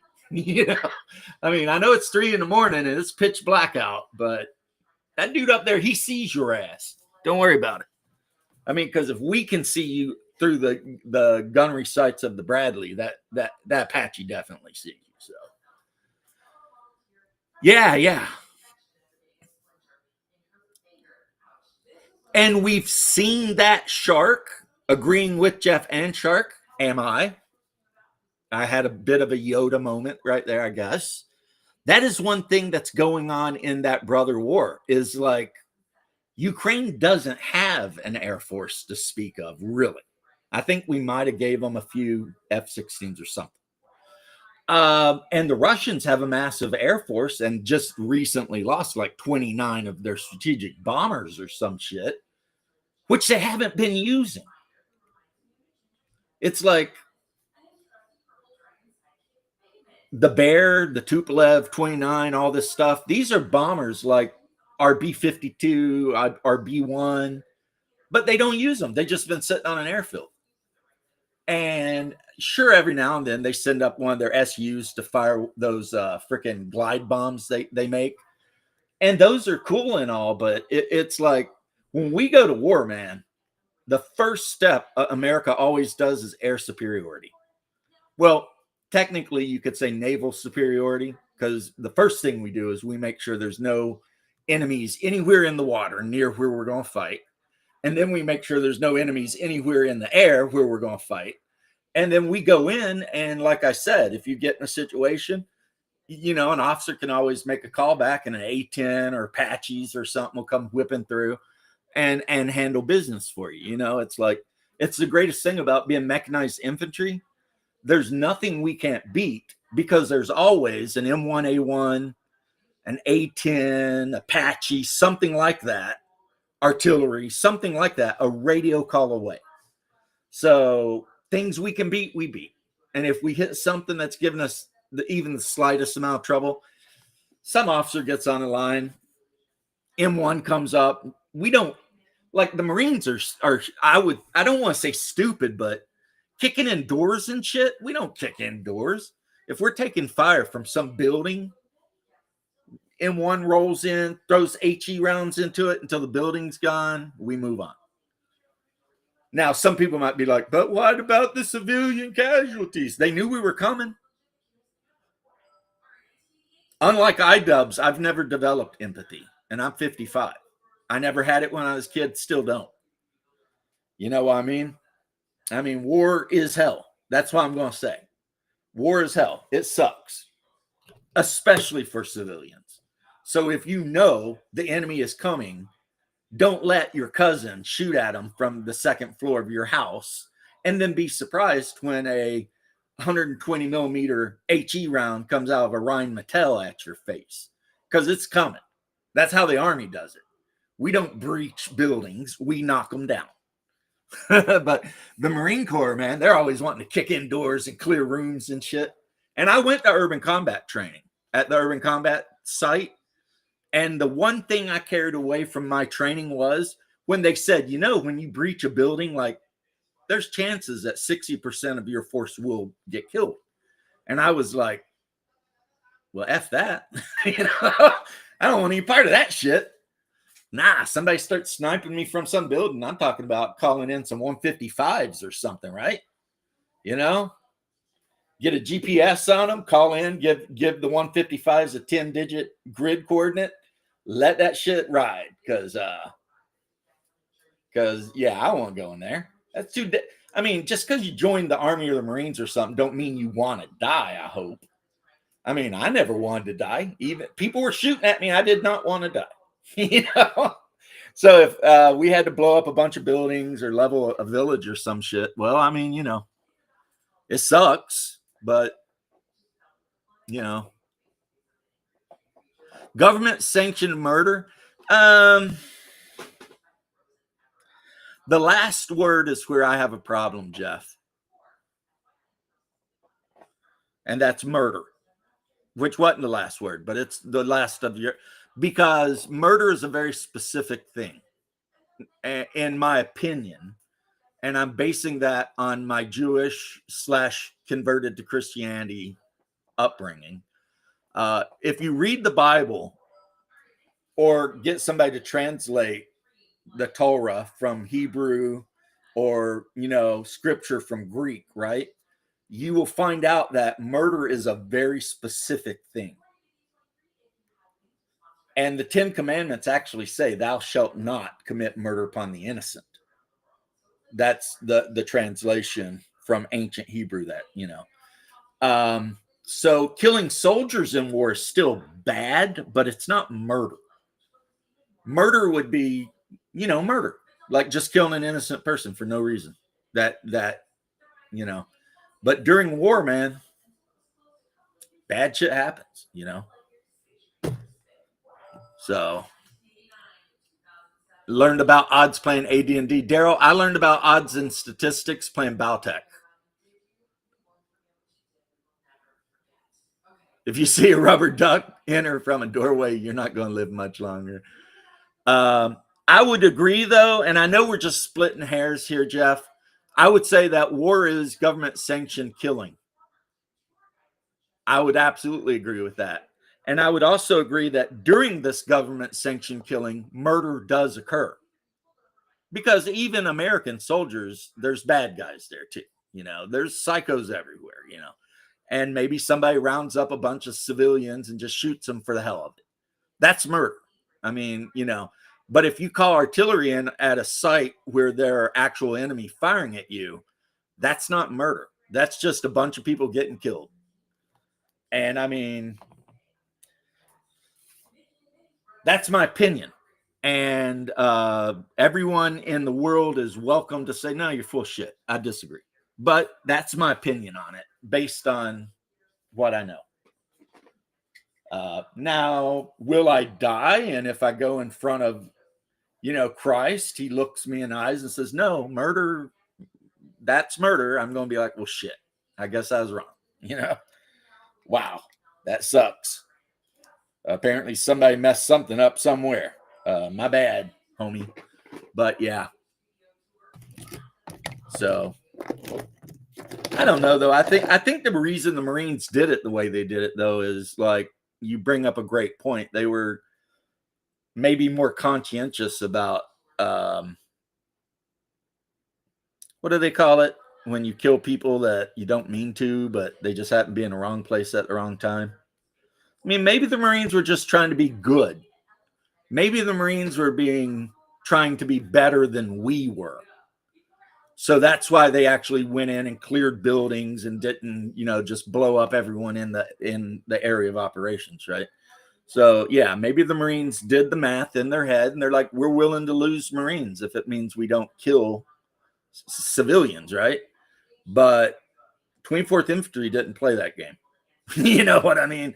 We're like, oh, enemies firing from that building over there. Remove that building. Anyway. You're actually more likely to get killed by friendly fire when you're trying to breach collateral damage. Thanks, Bruce. When you're trying to breach a building than you are if you're just hanging back and you call artillery in. Unless the guy calling the artillery is a complete idiot and calls it on your position instead of, you know, but even when I was in like the early 90s, they had just issued like GPS and we had laser range finders and shit. So if I was, say, 300, 400, 500 yards away from somewhere, you could hit the button on the GPS and it would give you a 10-digit grid coordinate of where I was standing. And you just find that on your map and then use the Bradley laser rangefinder and find out how far away the target is, and then direction, and just count the grid squares. And then you get your 10-digit on your map doing that. And 10-digit coordinates will put around like within a meter or so of a target. It's like, so yeah, if you call back to fire control, because you never actually talk directly to the batteries, you're talking to like some guy who's in charge of all the batteries, and somebody calls back there and they're like, hey, we need fire support on this coordinate follows, and they read out the numbers, and then you just wait, and then you'll hear them coming over. They sound like trains, just boom. And if you're, say, half a mile away even, you'll feel that shit in your chest. When those 155s start going off, man, you'll feel it in your lungs. That shock wave, crazy. FDC, yeah. See, my brain, but yeah. It's not like you're calling like the guy on, 155 number 3 and being like, hey, man, bro. No, it goes through this, but it goes quick. That's the thing I think people don't understand too. With American Combined Arms stuff, we are very, what would the word be? Agile. The United States Army, I mean, think about it, right? A special forces team and some locals, so like 14 guys, took out like a whole battalion of Wagner mercenaries. And it took like 10 minutes. Why? Because they saw the Wagner mercenaries coming. Somebody made a call and said, these Wagner mercenary guys, are they yours, Russia? And Russia said, nope. And at that point, Smokey the Dragon's coming, well, Spectre now, and every helicopter, and you're getting airstrikes coming off of every carrier within range. If there's any artillery anywhere in the neighborhood, that shit's coming. You probably got a mortar crew up there, so you're dropping, mortar rounds on them. Who knows? You might even have a 120 mortar. That would be crazy, which is what we always had. But I think foot infantry carry like an 82 millimeter or something. It's a smaller one, easier to carry. But the result is 10 minutes later, 300 dead Wagner mercenaries. Not a single dead American. That is the result. That's how that shit works. Oh, dude, I went through that, but they called it something else. And we spent a week in the scrub and swamp of Georgia, East Georgia there, near Savannah. And we got 1 hour sleep a day, as much water as you could drink, and 1 MRE a day. And you're in a 7-man squad. And at the beginning of each day, so after your 1 hour sleep, you switch who gets to hold the compass and shoot the azimuth and everything. And the whole goal is to find a survey stake, that's hammered into the ground with an orange ribbon around it. That'll have 7 MREs and a water buffalo so that you can fill your canteens. And you're carrying 60-pound rucks and, full combat load. And I'll tell you what, about day 4 or 5, you start hallucinating and shit. You want to talk about a diet plan? Yeah, you'll lose weight too. You'll come out like we passed, everybody passed, but man, I remember the first thing I got to eat after I took that was a peanut butter sandwich, and it was absolutely delightful. It was the best peanut butter sandwich of all time because I was starving, and we spent like days wading, knee deep through the Georgia swamps and shit, but hey, that's why you joined the 11 series, because you like the way it sucks, because it always reliable and routine suck. Yeah, it always sucks. It always sucks. The high angle Hellboys. Yeah, those guys, man. Like our whole job, Jeff, and you know this. You know this. I don't need to tell Jeff this. He knows. Engage the target, grab them, don't let them get away, call artillery in until nothing's left. That's kind of the whole thing. That's what dismount infantry does. Just hold them tight until the big boys come in and remove them. And we engage. When we engage the enemy, we move to them, bounding overwatch. And like, I'd say most targets that we engage successfully, maybe 20 yards, 30 yards. I mean, yeah, you run right up on their ass. And if you got artillery there or maybe freaking an A-10 or something in the air, man, it's not hard. I mean, but then again, we were fighting a third world army too. So, you know, it might have been a lot different if, you know, against someone else, but yeah, everything tastes the best ever when I get back to the truck from hunting. See, Daryl, you're doing it wrong, man. When I go deer hunting up in Kentucky, I always take a little fanny pack with me, throw some Vienna sausages, some freaking potted meat, some white bread, you know. At least that's how I used to do in the past. And maybe some of those Captain crackers with the cheese and chives and shit. So I carry snacks.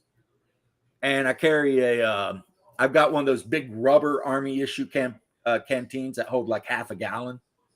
I'll take that and then my rifle and a blanket. Yeah, yeah. See, we were lucky, Jeff. We had the 120s, but they were in the back of 113s. That was like Echo Company or something. It had all the 113s, and they had either mortars or tow launchers mounted on them.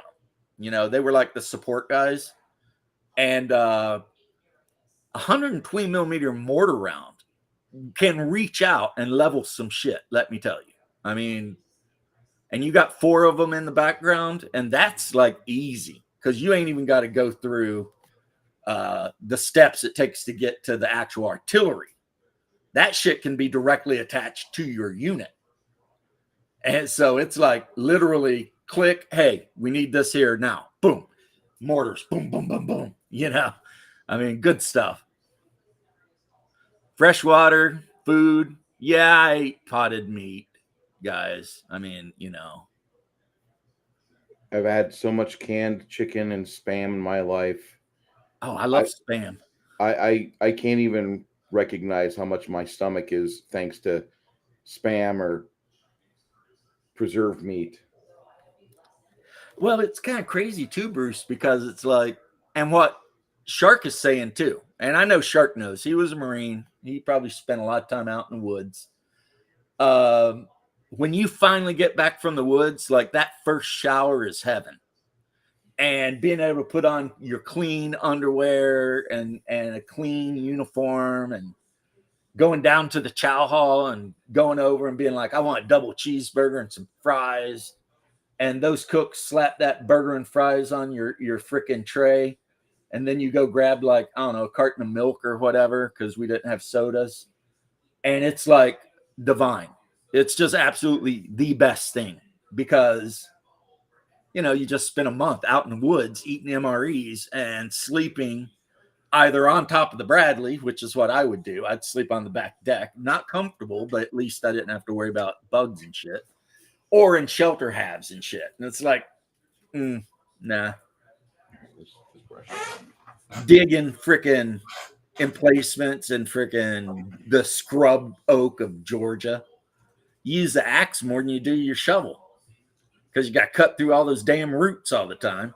But another good thing about being mechanized, we had a pick, a hammer, an axe, a shovel, all that shit strapped to the side of the vehicle. So if we had to dig fighting positions, it's not like we're out there with entrenching tools, you know, which we did do that, but that was training. Like for real though, we didn't have to do that. But I mean, you know, I just can't imagine you not wanting to use an e-tool. Come on now, James. if I had to fight the modern war, I would definitely, well, I did have my e-tool on me at all times. So yeah, I'd keep it on because America, I don't even know if they issue bayonets anymore, but the ones they issued us were absolute trash.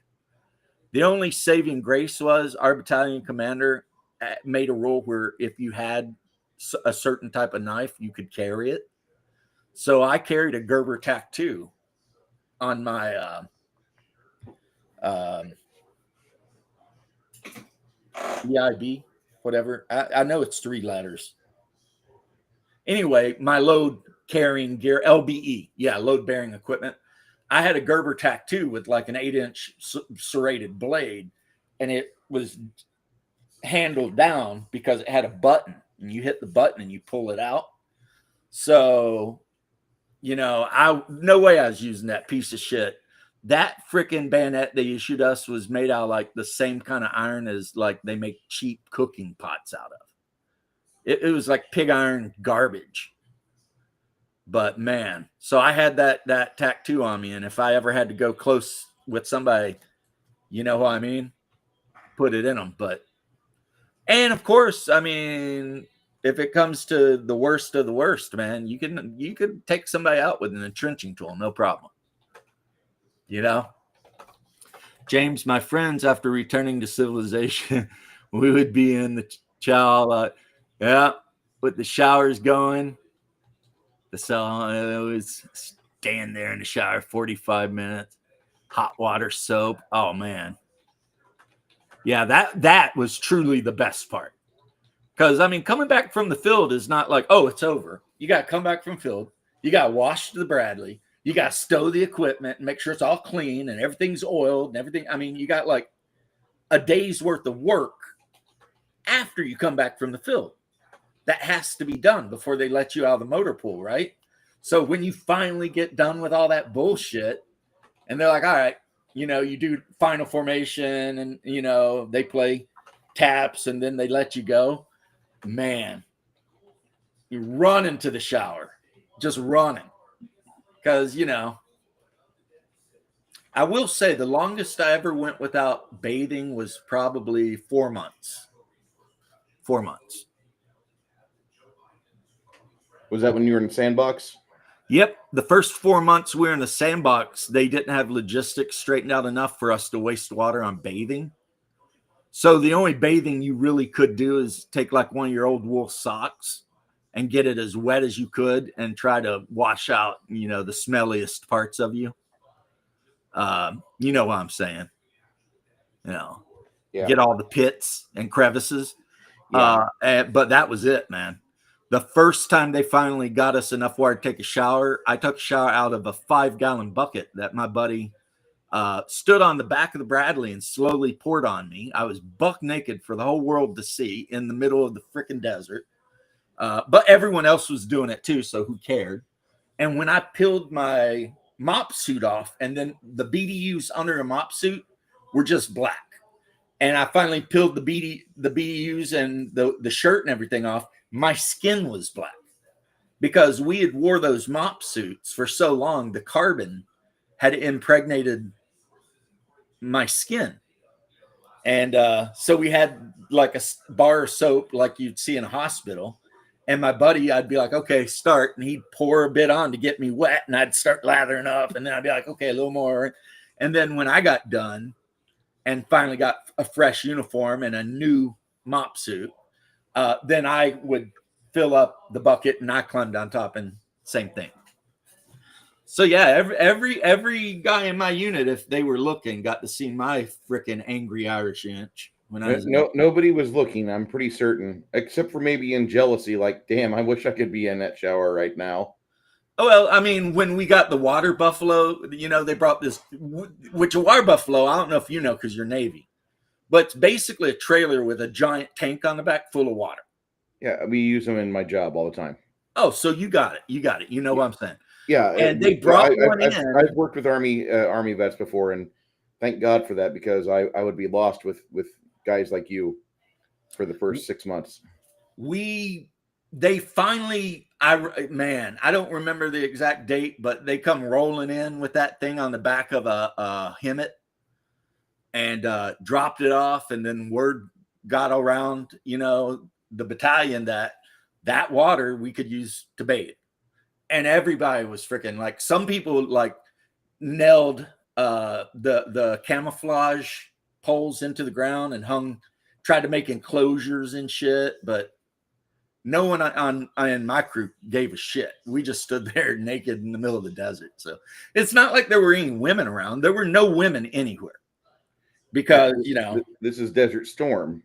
Yeah, there was not a single female anywhere in our area of operations. I saw, I think, one woman the whole time I was over there, and I was over there a year. And it was one time when the stupid Chemo lieutenant just, voluntold me to drive him back to battalion, or not battalion, division. And so we drove down the highway. This is when we were in Iraq. We'd already wrecked Iraq. And when we got back to division, I had to sit in a Humvee while he went in to do whatever bullshit he was doing. And I saw a woman walking around like in uniform and shit. And I was like, wow, been a while since I've seen one of those. You ever been on Vet TV? You ever see the Vet TV shorts on YouTube? I've seen a couple of them. There was a funny one the other day where this girl was coming off of she was coming on to the deployment, and all the other guys were in the sandbox were there, and they're all fantasizing, and this one guy is fantasizing about her, and one of the other girls in the battalion's like, this is the best she will ever have it. She doesn't even know it.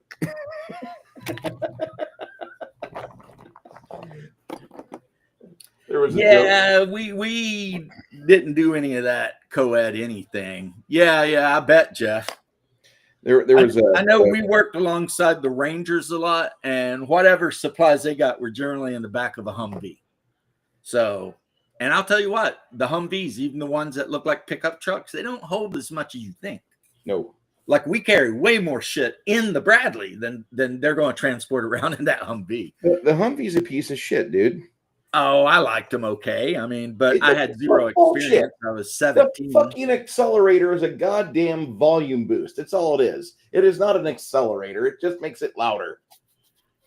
Well, like I said, I was 17, Okay. 18, and I thought, it's fine, I mean, the only thing I'd ever drove before that was like farm tractors and shit. So, I mean, I don't know if you know this, Bruce, but a tractor, they generally only go like 3 miles an hour, right? Yeah, I've driven a couple of them, yes. So it's like, whatever, Latham, Illinois is 13 miles from Decatur, Illinois, which is Decatur. Yeah, it is the home of Archer Daniels Midland Company, despite the fact they moved the HQ to Chicago. Right. So all of us kids that were not in Decatur public schools, there's a 82% chance we either drove a stick shift or a variety of International or John Deere equipment. Yep. One kids can't do that anymore. I mean, if you don't want somebody to steal your car, the best thing to do is buy like a manual transmission. That's why I drive a Subaru WRX. Because, I mean, the guys that are most likely to steal your car are also most likely not to know how to drive a manual transmission. So it's like, the last brand new car I ever bought was a Fiat 500 Sport, manual transmission. And while I would never want that car in where my family is in Kentucky, because manual transmission in those mountains, if you don't really, really know what you're doing, you're going to die. But down here in Florida, where it's nice and flat, that peppy little thing was freaking so fun to drive. I'll take my car to the mountains. Okay. One, it's all-wheel drive. Two, I have fat fingers. Some of you might think I'm a lesbian. I don't know what that means, but okay. I have fat fingers, and so no, it suits me to drive a Subaru, because the joke is, if you're a lesbian, you buy a Subaru. And I never heard that. But anyway. Okay. Anyway, no, the other thing I fucking love about Army girls is that, like, they come out of the fucking, if they go in the sandbox and have a pog roll, they're doing support or some other bullshit like that, and they haven't been blown up.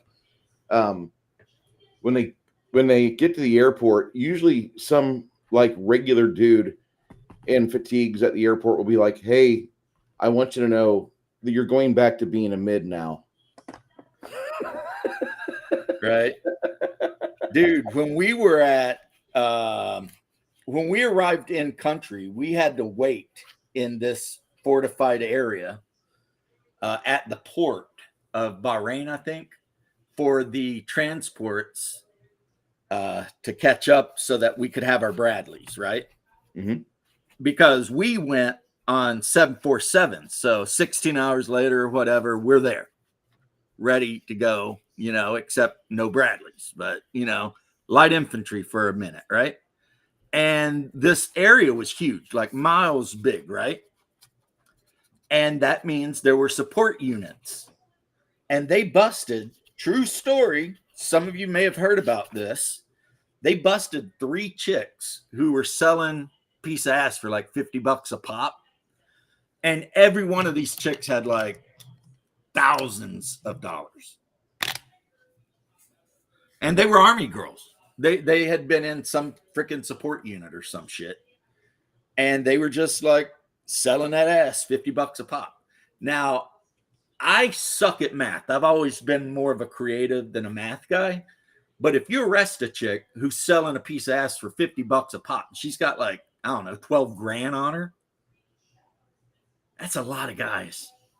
That's a lot of guys.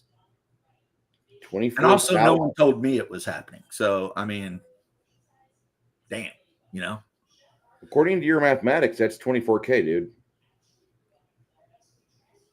No. I mean, how many men that take her? I know. If she's only selling it for $50 a piece, $12,000 times 2 is 24,000.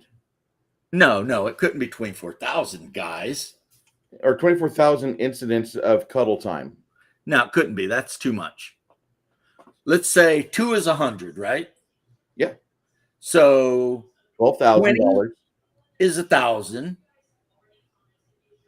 So 20 times. Jesus Christ. You're welcome, sir. I think you got to drop a 0 from your math, but it's that. No. I think it's like 24, like 240. If she's only selling if she's just selling like an old Meg for $50, I could see that. An old Meg is when the woman pops her teeth out and gives you a gummy. But only the Navy would know some shit like that. I've been in some ugly ports. No, just kidding. I was in Portugal. Daryl, yeah. Hungar was a taxi driver for many years too, before he became an over-the-road driver. I really, I listen to guys like you talk about the time. No. See, Crafting Gamer did the math. 240. Are you? No, it's not that much. It's not that little. Dude, you got your phone on you? Type in 240 times 50. Okay, sure. I mean, we'll figure this shit out. And here's the crazy thing, though. There were 3 of them. I held 2 fingers up for some reason. Okay. There were 3 of them. And they were all from like the same $12,000. That's $12,000. Yeah. No. Type in 240 times 50. 240 times 50. See? Holy shit, my bad. But still, we're still talking about a chick that in the course of a week and a half or 2 weeks banged 240 guys. This is like a duffel blog fucking article. How one whole battalion got fucking chlamydia. I don't know if anyone got any diseases, but they got busted by MPs, and that's the end of their military time. Apparently, you're not allowed to sell ass in the Army. And they were in some like rear echelon unit, support, logistics, communicate, one of those things where they allow women. And these girls were not old. These are like early 20s. 20, 22. Probably married. Of course they're married. And then people asked me when I did what I did, why I did what I did. You know what I mean? About the Navy girl? I think you're one of the smartest men out there, but that's Now just you know why I did what I did. I know what the hell goes on. That's why the infantry, at least when I was in, did not allow women in infantry units, because them girls would either be selling ass or getting passed right up and down the barracks like crazy.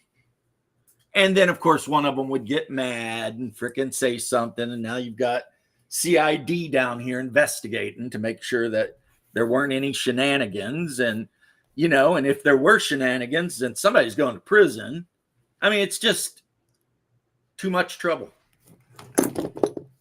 Juice is not worth the squeeze. yeah. I'm in San Antonio, Coco. John Redcorn. John Redcorn. Yeah. Oh, really? The actor who voiced John Redcorn got shot in San Antonio. Going for a little walk, are you? Yeah, we're gonna go look at sunset. Papa and I. Okay, you have fun, my love. Look at him. He's so excited. He's like, Mama, put my vest on. We're going out. I know. He's like, come on. He's like, why you got to tease me? You won't stop so I can put his- Yeah, the dog's running in circles. He's got the zoomies. See, in the infantry, we did that too. And it was generally like after 2 a.m. on a Friday or Saturday night, someone you met in the E club.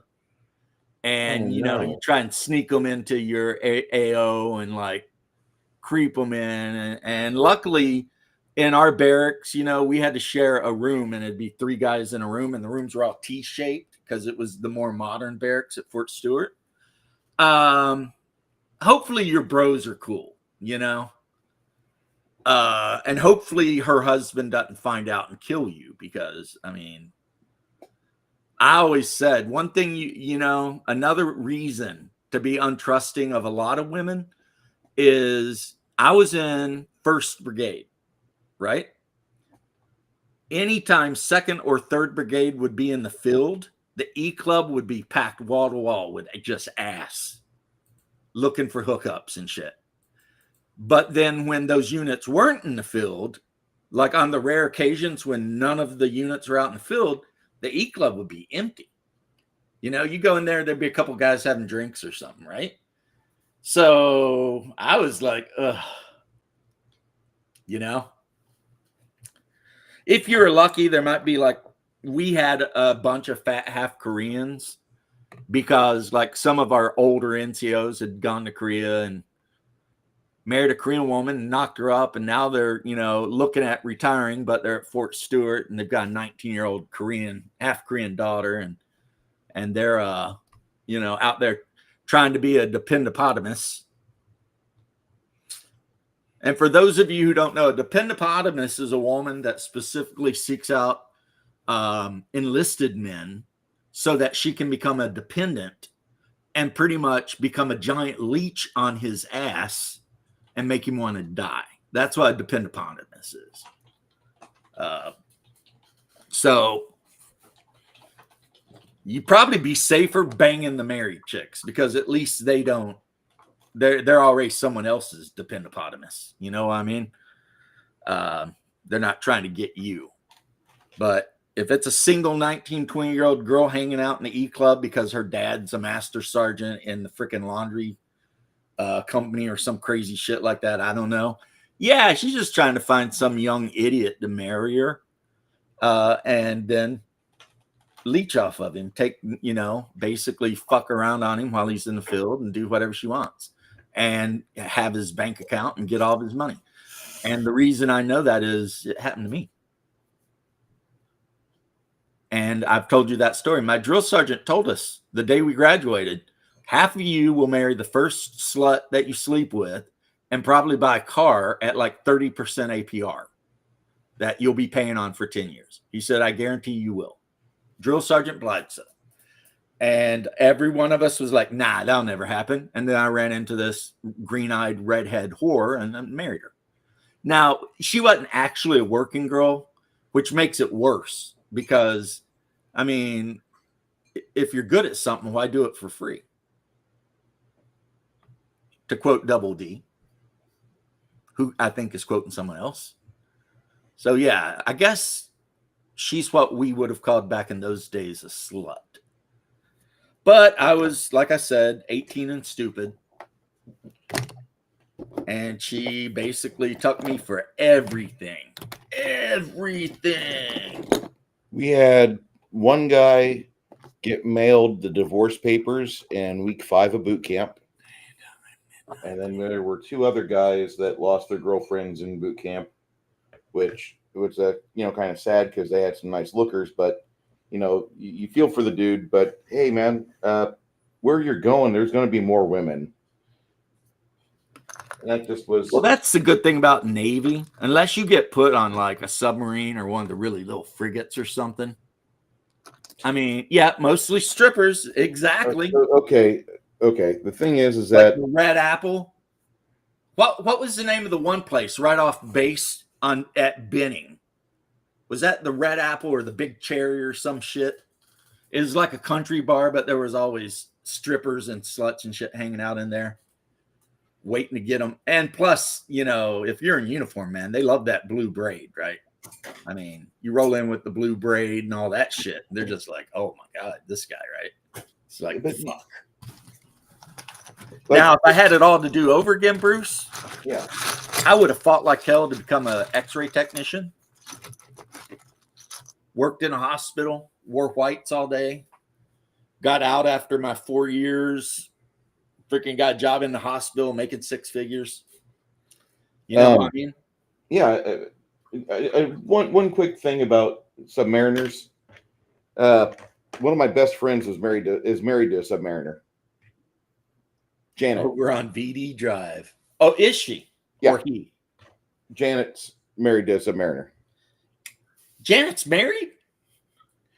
Yeah. That minks. Technically, yes. That minks. I'll tell you what, because she makes some of these guys in my chat thirsty as hell, man. Yeah, it's. You weren't in the chat the other day. She came in and started talking about she was in the bubble bath and shit. And I told her, I said, Janet, you can't be doing that. Now, every one of us is thinking about you naked in the bath with maybe a little bit of bubble running down between your vast tracts of land and stuff. I mean, is that really what you want? I mean, because we're men, we will think about it. We'll pray for forgiveness after, but it's going to happen, So. I guess maybe I should have said that in private to you, but anyway. No, she said it right in chat. And I'm just like, in the bubble bath. It's like, woman, you can't do that. This is the internet. This is where lonely, thirsty dudes hang out all day. Right? Better than a strip club. Oh, God, I hate strip clubs. Yeah, Shark, that's what we just heard. She's not only married, but she's married to a submarine guy. It is rough out here these days, Daryl. I got married twice. The first 2 didn't work. I stayed single for a very long time, and then I met my current wife when I was 32. We ended up getting married shortly after. I'm 55 now, so do the math. I don't think a man should get married before 30. Now, women, they can get married at 19 or 20, but men, 30. And I think it's because a 20-year-old woman generally knows what she's about. But a man is a complete retard until they get about 30 years old. Because you got to let all of that teenage, mid-20s, freaking all those hormones and shit in your blood, you got to let that shit thin out a little bit.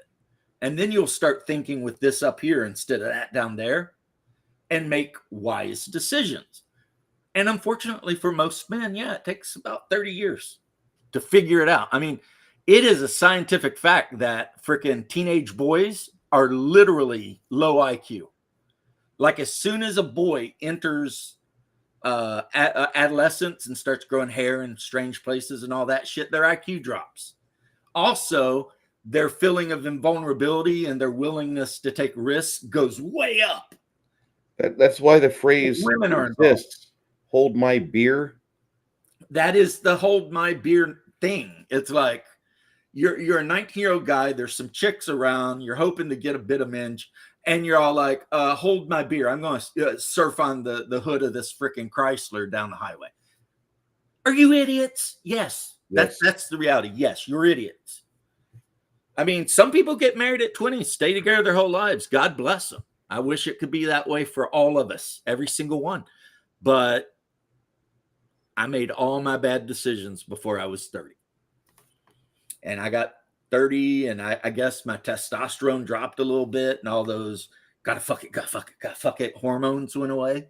And I actually started thinking about life a little bit, straightened everything up, flipped it around, met a good woman, church going and all that shit, went to school, become a firefighter, got my whole life together. But it did take me 30 years. So, yeah. But a 20-year-old woman, if she wants to be a housewife or something, she already knows. If she wants to have 5 kids, a woman, and I know this for a fact because I've had multiple women tell me this, within 10 minutes of meeting you, they know if they'll fuck you, and they also know if they want to have kids with you. So, whereas men, we're dumb. We're just like, staring at walls, licking freaking windows and shit. And look, I'm proud to be a man. I consider myself a pretty manly man, actually, right? Done a lot of crazy shit, but it's just the way it is, guys. It is just the way it is. Yep, the higher your IQ or the higher the testosterone gets, the more will you see. And it's like, it's even like weird because it's not that it literally makes you stupid. It just makes you way open to doing stupid shit that later on you're going to say that was dumb. But at the moment you're going to say I might get laid. You know what I mean? And when you're like between, I don't know, 17, 16 to 25, those are the years when men are the most full of all of the gotta spread the seed hormones and most likely to do all the stupidest shit right in that region. I mean, and then after that, it depends, you know. It's different for every person. One thing I learned, working in the medical profession is it's a little different for everyone. But there are certain stereotypes that are 100%, you can count on them as guides. And it's so weird. I always had this thing where people are like, they're like, you shouldn't stereotype people.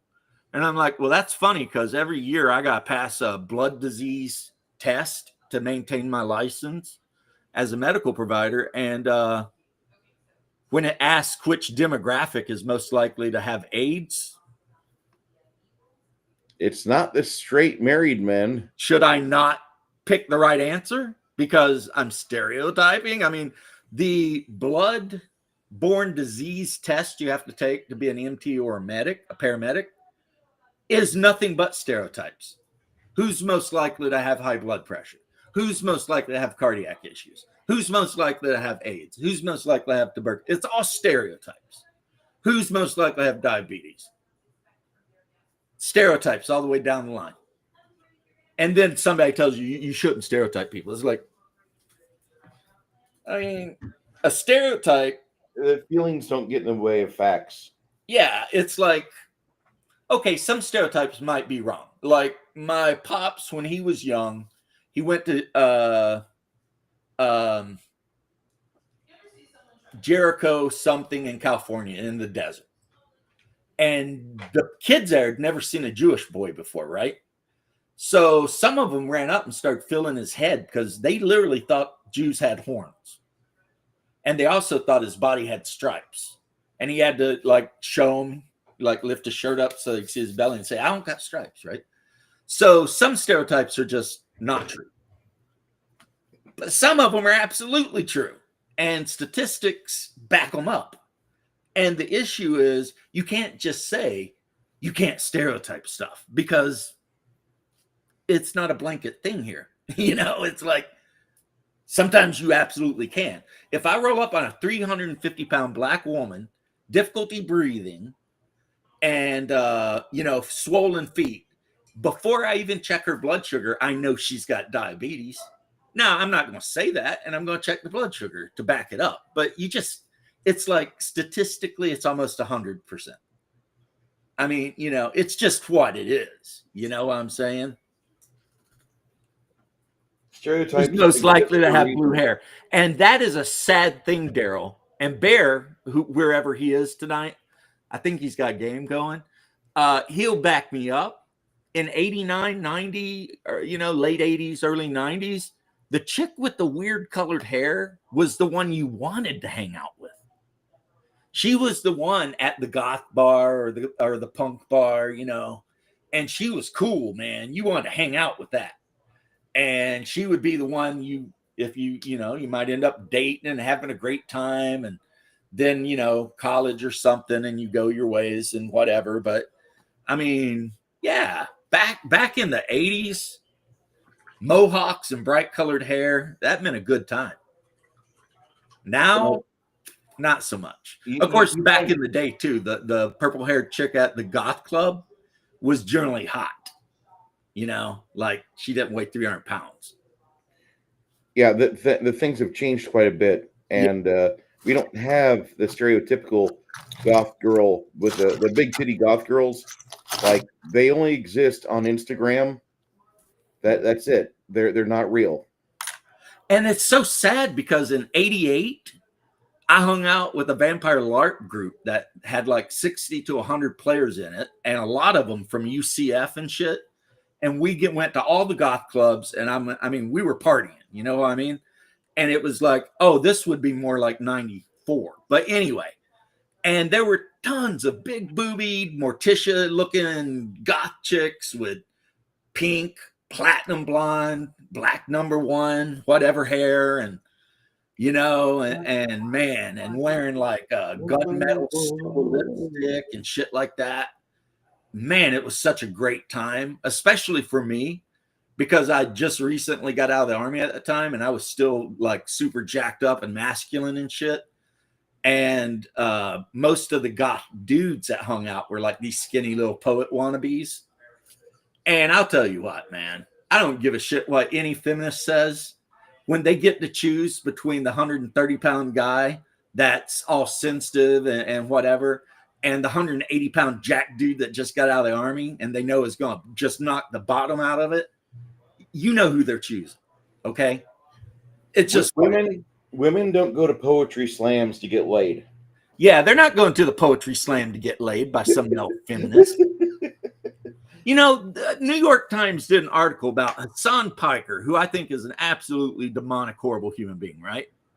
And they described him as the leftist with the MAGA body.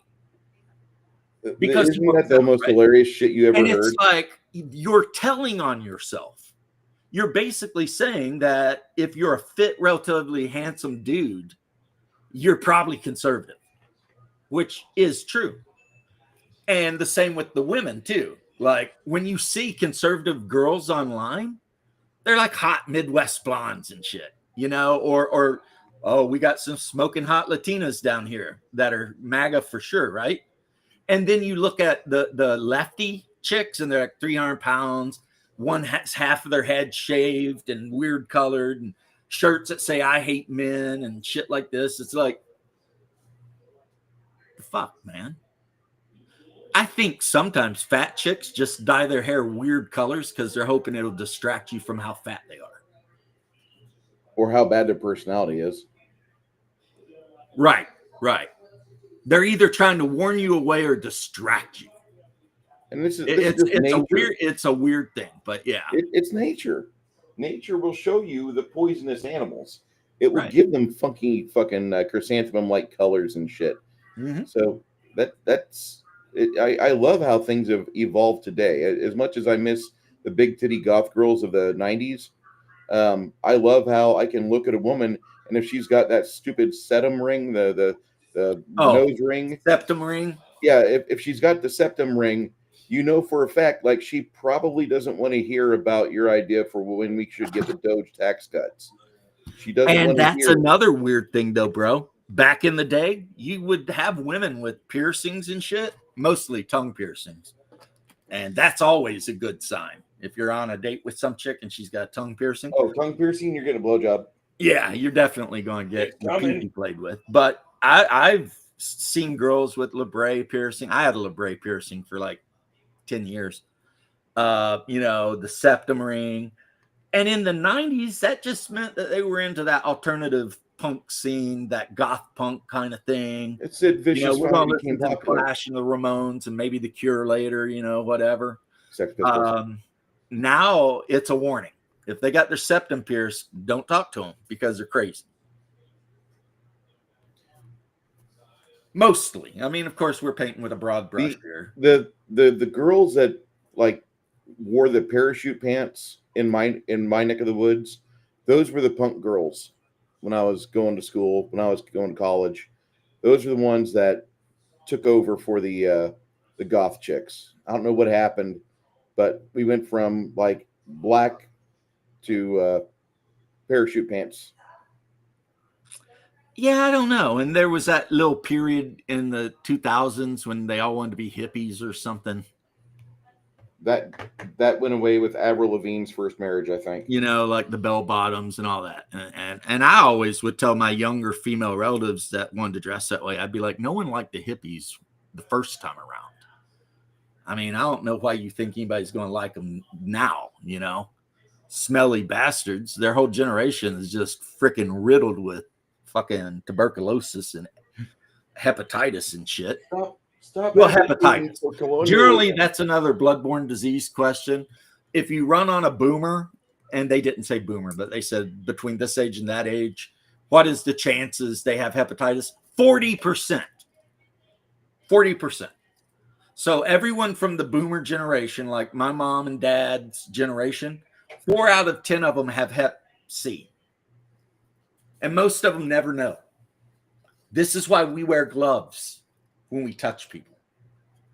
Because hep C spreads like a blood drop in your rescue could sit there for a freaking month.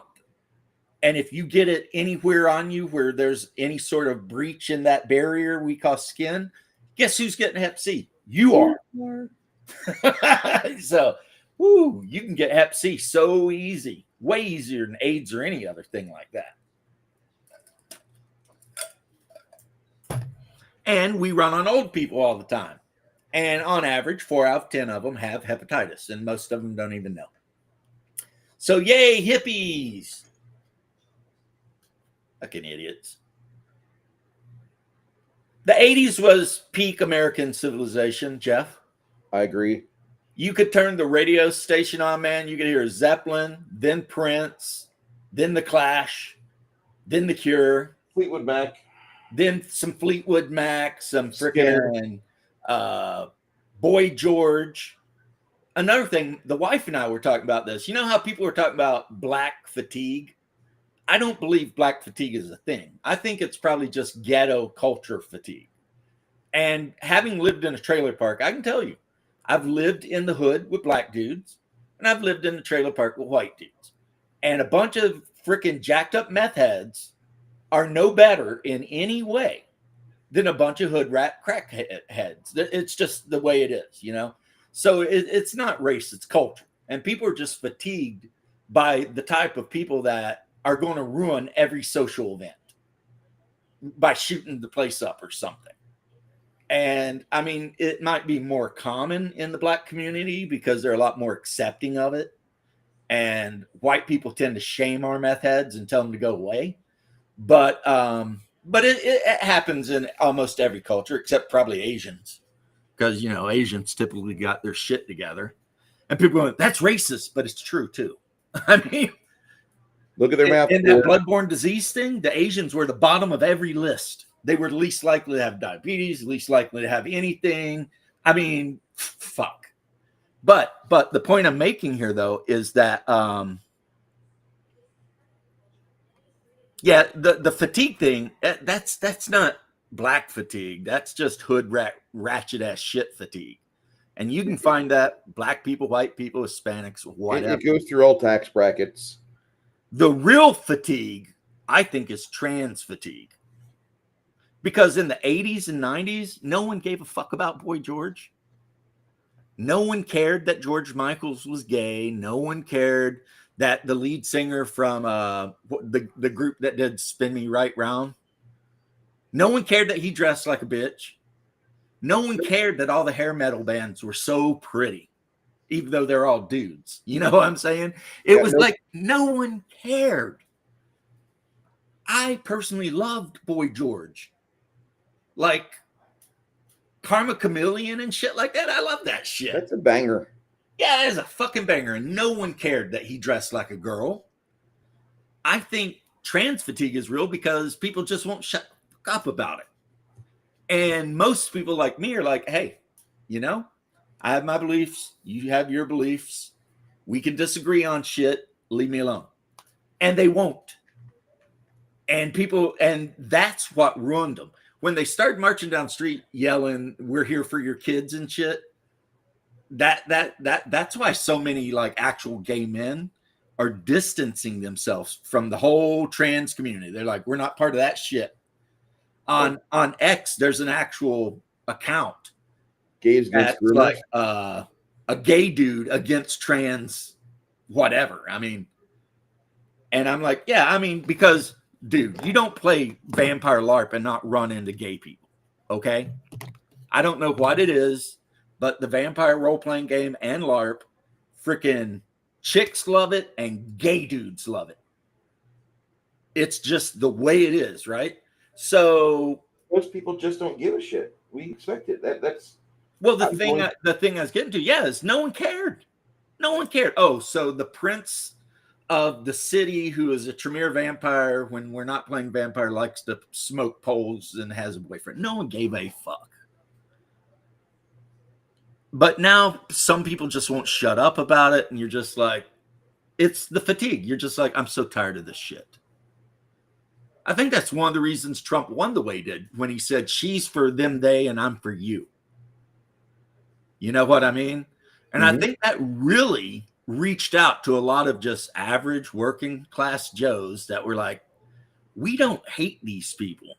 We just don't want to hear about it. Yeah, you can fuck whatever you like, but please don't be on a bicycle on Main Street on any given day in June trying to show yourself to a fucking 7-year-old. Yeah, I saw some guy in California asking a cop during a gay parade. So he walked up to the cop and he said, so it's legal to expose yourself to children now? And the cop's like, trying not to look at him. And he's like, yeah, I'm filming you. I'm asking you. That guy is exposing himself. And there's kids here and stuff. So that's legal now. So we can just do that. And the cop didn't want to do anything, and he couldn't. You can't even be mad at the cop. The cop knew if he tried to do something, he was fired, man. Because again, it was the left coast, so somewhere in California. So touch me, Samantha Fox. Oh man, Samantha Fox. She was definitely something to look at back then. Oh my goodness, She was a princess. she was. I think And she's still alive. yeah, I never seen her ever in real life, but man, I admit to having a poster of her when I was like 16. Lisa, and the Cult Jam, man. Come on now. Lisa. Or for me, it was always like either Zeppelin and shit like that, classic rock, or Prince and stuff like that. And I don't even know how you classify Prince. I don't know what genre of music Prince even is. Pop. Is it? I don't even know. I would consider it pop music. Okay, I'll take your word for it. Even And if then also the Smiths, Depeche Mode, Cure, Sisters of Mercy. God, I love Sisters of Mercy. Oh yeah, in the temple of love. There was a Sisters of Mercy and Typo Negative tour for a little while. Peter Steele, Typo Negative.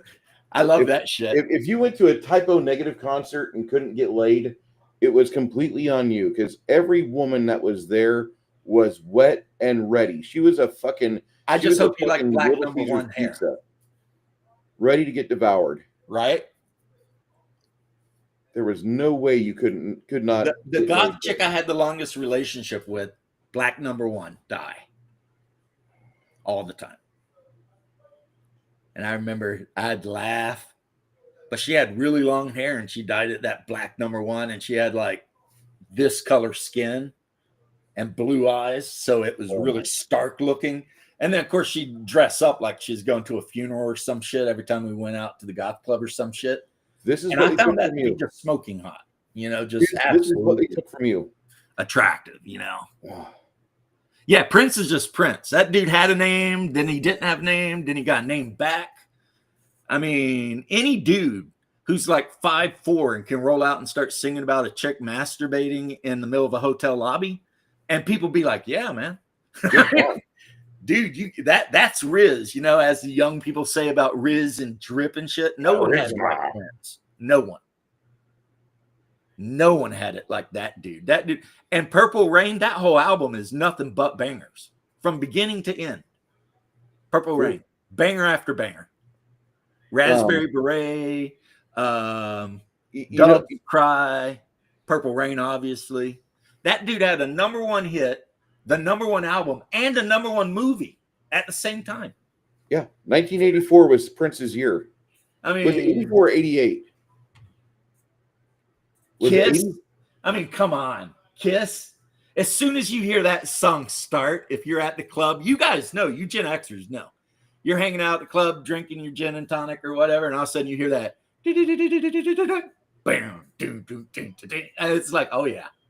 Yeah. I don't dance, but I'll sit there and watch the women shake their booties to that shit. Oh, I'll go on the floor and dance. Why not? See, you're a brave guy, but you were in the Navy, so that makes sense. I'm not a brave guy. I'm 5'6". I had to fucking get it however I could. I had to rely on being dark, brooding, and scary. Because I have naturally black hair, black eyes, and back when I was really big and I dressed, you know, leather jacket, black pants, Doc Martens, you know, so I look like that guy, you know what I mean? And for some reason, a lot of chicks are really attracted to a guy they think might skin her alive and wear a face. It's a weird thing. It's like if you can literally scare a woman into sleeping with you. And I don't mean like scaring her. I just mean there's something about women get off on that weird, at least in my experience. Also, like I said the other day, if you talk enough and fast enough, you can get a woman to sleep with you because you just confuse their brain and they're like, yeah, I might as well, you know, whatever, right? And be funny. So I just put a link in your chat of one of the first videos I ever did back when I was 31. I was dropping weight at the time. So, like, aside from the hair, which is a little bit wild, Mm-hmm. Yeah. Left. Hey, look at us. Shark, you're so right, man. And you have to remember that when I got out of the Army, too, I was in Orlando for a while. And Orlando back then was just like, I mean, you go down to Orange Avenue and shit, and it's just like Wall Street. And it's just like, as soon as you get out of the car and walk around to Wall Street, you can smell the clove cigarettes and hear Sister of Mercy coming out of the freaking club there. And then go down to Lakeland to the Visage, go to downtown Orlando to the Edge, which is where I saw 9 Inch Nails during the Downward Spiral tour. Just Lakeland Civic Center. Me and my bro saw Stabbing Westward and Depeche Mode. Pleasure Island at Disney. I saw Real Big Fish 7-8 times. Saw Stabbing Westward about 7 or 8 times too, because for a while they just lived in Orlando, man. I never heard about Stabbing Westward until 2005. Dude, I think by then the lead singer had offed himself.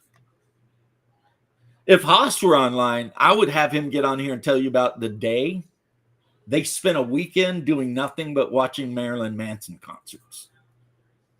I am not 100% sure, but I think they saw 4 Marilyn Manson concerts in a weekend between Friday and Monday. Because this was back when Marilyn Manson, the only album he had out at the time was Lunchbox. And he was touring down the east coast of Florida. So my brother and his friends drove all the way up to St. Augustine and caught him at some hole-in-the-wall bar, like 150 people. Then they drove down to like Daytona and caught him in a bar. And then they drove to Orlando and caught him in some freaking hole-in-the-wall bar. Then they went over to Tampa and caught him in, I mean, But Hungar and some of the guys he hung out with back then, they were hardcore into freaking Manson. I mean, like, and this, of course, is before he like turned himself into a doll or did all the weird shit. But I mean, he was still just as freaking, but even and I know I'm a Christian, all this, I have to admit, though, that I do like Marilyn Manson's song Lunchbox quite a bit, which is about a kid who gets bullied all the time. So he fills his lunchbox full of rocks and he beats his bully to death with it because it's one of those old metal lunchboxes. And I think it must be based on a true story because I know that my daughter was not allowed to have a metal lunchbox. So, yeah, dances. See, for us, it was so awesome, too, because when we would go to one of the goth clubs, I mean, we'd roll in there like 12 deep. It'd be dudes, maybe girlfriends, friends from the vampire game, friends from work. I mean, so it was just like, just like you're saying, it was great. Now, all that said, would I go back there now if it meant I had to give up my beautiful wife making me an egg and sausage sandwich? No. I won at life. I can die now, which she almost killed me last night. I told you about that, but I didn't hear about this story. 3 a.m. I got up and I was rattling around in the mud room, cleaning something or other. And she walked up behind me and said, okay. And I don't know what was in my mind. I felt my soul leave my body. And, I mean, she scared me so bad. I had muscle shakes for a while, all that adrenaline burning through. And so I told her I was going to buy her a collar and put a bell on it. But then I remembered what I need to do is gear like a gold anklet with bells, like belly dancers wear, because when I met her, in the when we were in our 30s, she was a belly dancer. She actually went to a belly dancing school and, performed and wore the I Dream of Jeannie stuff, except the top was made out of coins, all like stitched. And so, and she, if it was gold, she would wear it because she loves gold. But, and that way I could hear her jangling through the house and because she's really quiet. She sneaks up on me all the time. Like the second I'll be looking at something, I'll hear her say something from directly behind me. And of course, I'm jumpy as shit, So I'll be standing there doing something and she's like, hey, babe. And I'll be like, what are you doing? How'd you sneak up on me? I was looking, It's like, I always say I married a Danish ninja. Hey, Jeff. Off for the while. Jeff, it's getting about that time for me too. Been 2.5 hours. Be good, Jeff. Good seeing you. It's been a good chat though. And Jeff, I mean, love you, brother. 11 MOS forever, baby. I mean, except I like to ride because I'm lazy, but still, whatever. You can call me a dirty leg. I'll take it. And of course, Shark. All of us Gen Xers just sitting here talking about growing up. But I'm not that guy that's like, man, I wish I could go back. It's like, I'm not that guy that like peaked in high school and all he ever does is talk about high school. I mean, my life right now since I figured shit out has just been getting better and better. But boy, I wouldn't trade those days either though. I mean, some real learning experience there. And also Gen X is, hooah. Send that motherfucker to hooah school till he poops his pants. They did that in my unit. They would PT your ass until the lactic acid built up so much that you literally would leak out your butt. That's when they'd let you go. You had to do something that would normally get you paperwork, and you would get the option, the paperwork or hooah school. And if you're smart, you did the hooah school because, it might be hours of pain, but at least you're not losing rank and money. So, get through the pain, you're fine. Then and they throw that paperwork away, no Article 15s, you're good. I only had one Article 15s. Huh? I only had one Article 15. Yeah, me too. I deserved it. They didn't give me the option for hooah school on that one. But Otherwise, if I ever did anything stupid, like came back to base late from leave or some shit, where they could have gave me like, one of the lighter Article 15s, like lose X amount of money and do extra, I'd take Whistle every time. Queen Jade Blue, how you doing, Queen? Hey, Queen. How are you today? Hell to the Queen. Yeah, I'd always take the Whistle, man. I mean, so I throw up and maybe poop my pants, but I keep my rank. They don't take any of my money. I don't have to do any extra duty. I mean, win-win, right? Plus, you get a good workout. If you look at it on the good side, I mean, you got a really good workout and your body's going to be stronger for it. So, yeah, it sucks at the time, but actually it's beneficial every way you look at it. So, yeah, take the corporal punishment. Keep the paperwork out of your file as much as you can.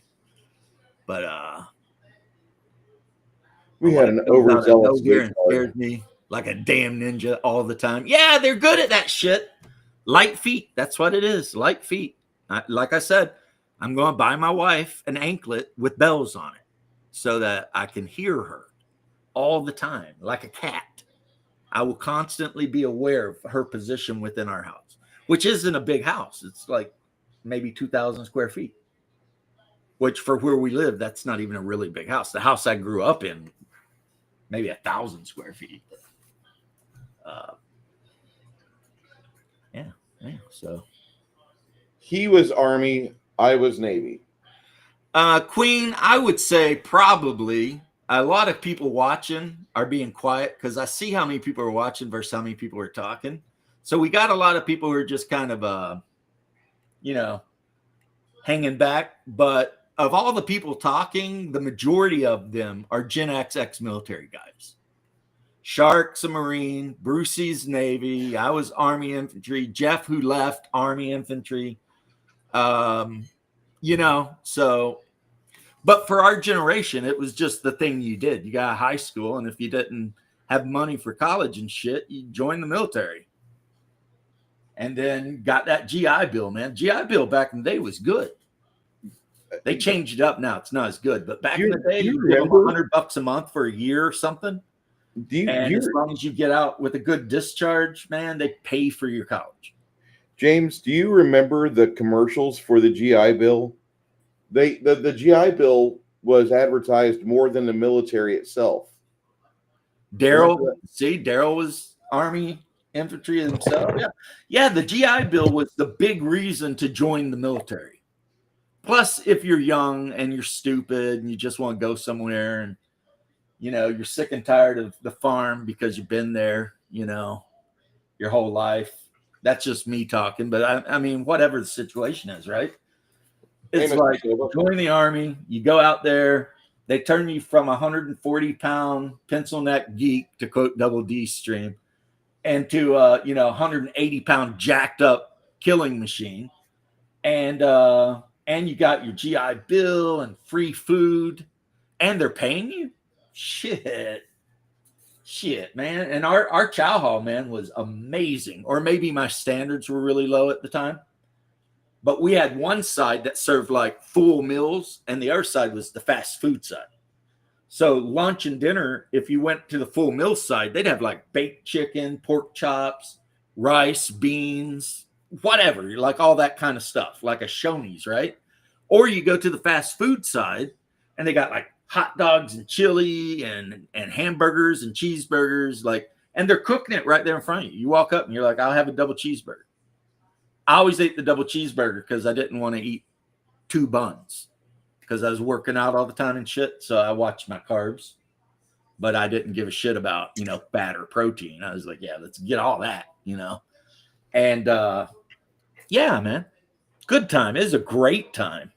It's amazing how few young men join the military. I mean, and I know a lot of people might think it's like fascistic of me or something, but I kind of think every young man at least should have to do 2 years.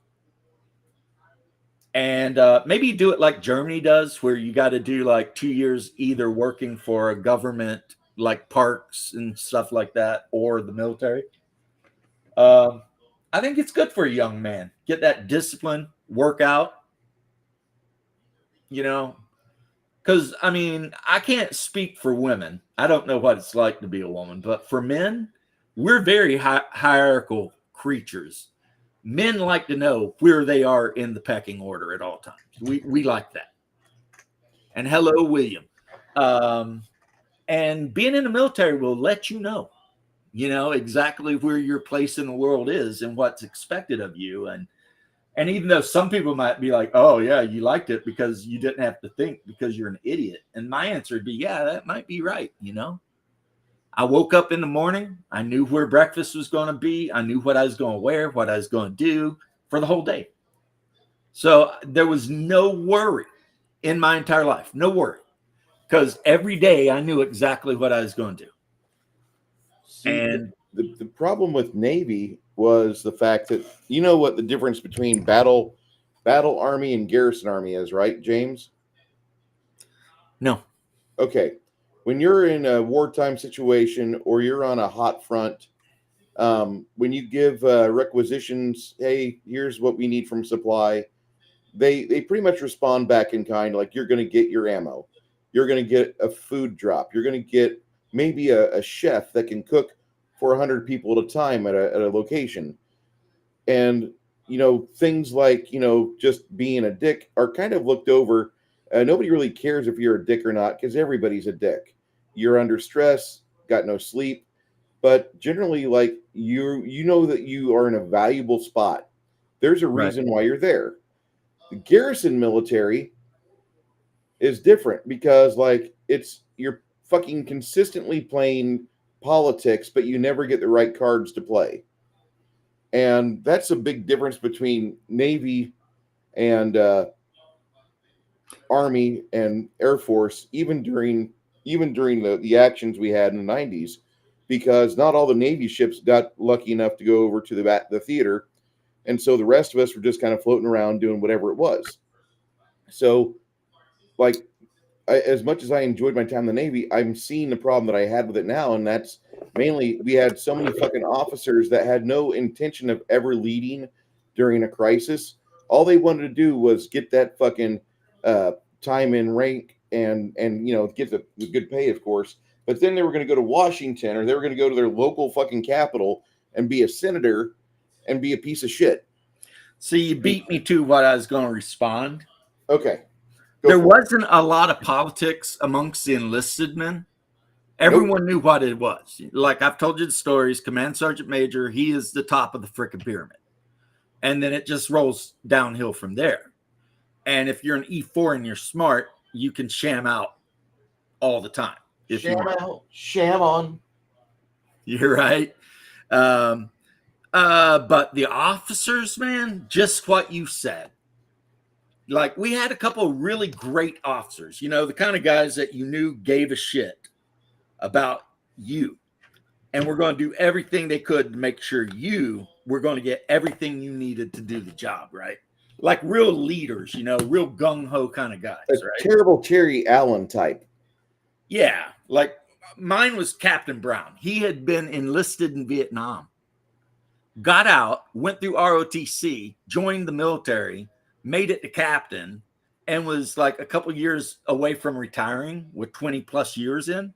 And then we all got sent to the sandbox, right? And that dude, I mean, yeah, we called him captain, but whenever like it would be just like me and him hanging out, he'd always be like, dude, you can just call me Dale. And I'd be like, okay. But never in front of other people. But if we were just talking about some shit in the middle of the night, standing outside of Bradley, like him and his driver would pull up and he'd be like, and he'd ask me what was up, man. It was like low key because as long as you did your job, he would make sure you would be able to do your job. So you needed MREs or some shit like that. You could always, Captain Brown, man, we're low on MREs. And he'd be like, I'll have it hooked up. And you would. His driver would be bringing them back out to you, right? But then we had other officers that are exactly what you described. They were way too busy primping themselves and freaking trying to look good, but you could tell their heart wasn't in it because every single one of them was, bucking for fucking West Point position or something. And there was that too. Some of the officers in my unit looked down on Captain Brown because he went to like some ROTC college, like ROTC in college is what I mean. But all of the West Point officers were just straight up dicks because they had zero respect for anyone who did not graduate from West Point. Unless maybe you had graduated from the Citadel. Then maybe they might have been like, well, okay. My only time I can say I loved being in the Navy, we had a fucking hydraulic leak, which was a general quarters situation on ship. You got that in your main space, and like things can go up real fast if it goes wrong. And I was an investigator at the moment, and this was right before we got the Turks on board our fucking frigate, and we had this piece of shit. Basically some Anaheim or some other Pasadena, California guy that was turned into an officer, and he had gone through not the Maverick school, not the 90-day wonder school, but he actually went through the Navy Academy or officer training, all that garbage.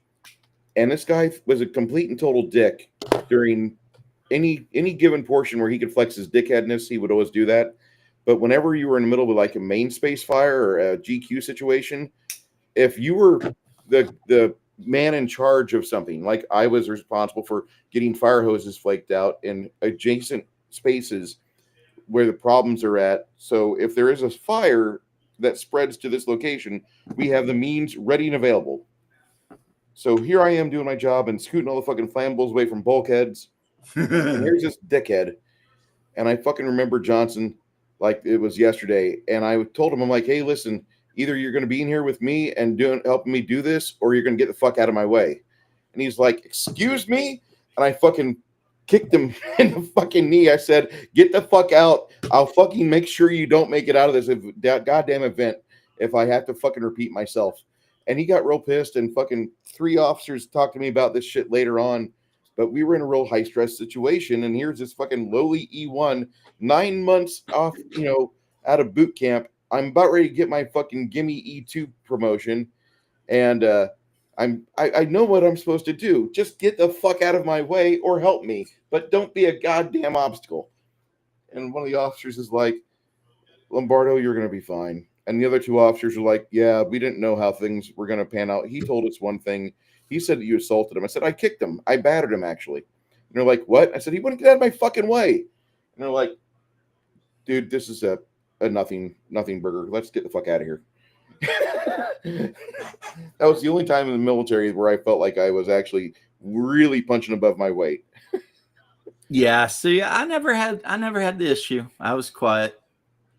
I just did what had to be done. But Shark had the advantage with the ladies because of the Marine uniform, for sure. I mean, for sure. Being obnoxious and wild and, just wanting to cut loose all the time, that's what'll help you, at least get noticed. And your charisma and personality will carry you further once they start to get to know you. That's why I scored 2 Marine Corps girls. Yep. But see, you guys got another 30 minutes out of me. Oh, that's a nice audio. I love this one. This is a Reaper Bones 6 release. Nice. And I've been trying to get some ink on all of this stuff, just some paint so I can have a surface to play with. I've washed a lot of my figures, but I haven't gotten nearly any of them finito yet. And that's well, I'm working on something near and dear to your heart, maybe, Bruce. What are you doing? Show me. I've got to build it first, but this is the main body of an Imperial battleship. Are you playing Battlefleet Gothic? I have Battlefleet Gothic, and yes, I play Battlefleet Gothic. I when are you going to start running or playing that? I'm curious. Whenever BRC, who sometimes joins the stream and also plays D&D with me, comes over on a Saturday, he's probably either going to play Chaos or Eldar, and I'll play just Imperial Navy. Like today, just for whatever, I 3D printed a shit ton of weapons. Nice. So I've got various lance batteries. I've got fighter docks, bombards, lance batteries, etc. So I can set these guys up however, the class that I want them to be, I mean, this is a battleship body. I don't know why I did it, but I did. I've already probably got enough battleships, and this is the body of it's cured, so Let's see. peel that off. See, this is the body of a cruiser. So depending on how I do this, it could be a murder class, an imperator class.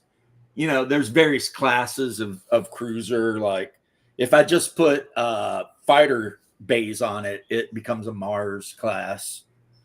And then, of course, in here, in my magic UV box, which it's been in this whole time, I look around and I say, where is a nose? Do I got a nose?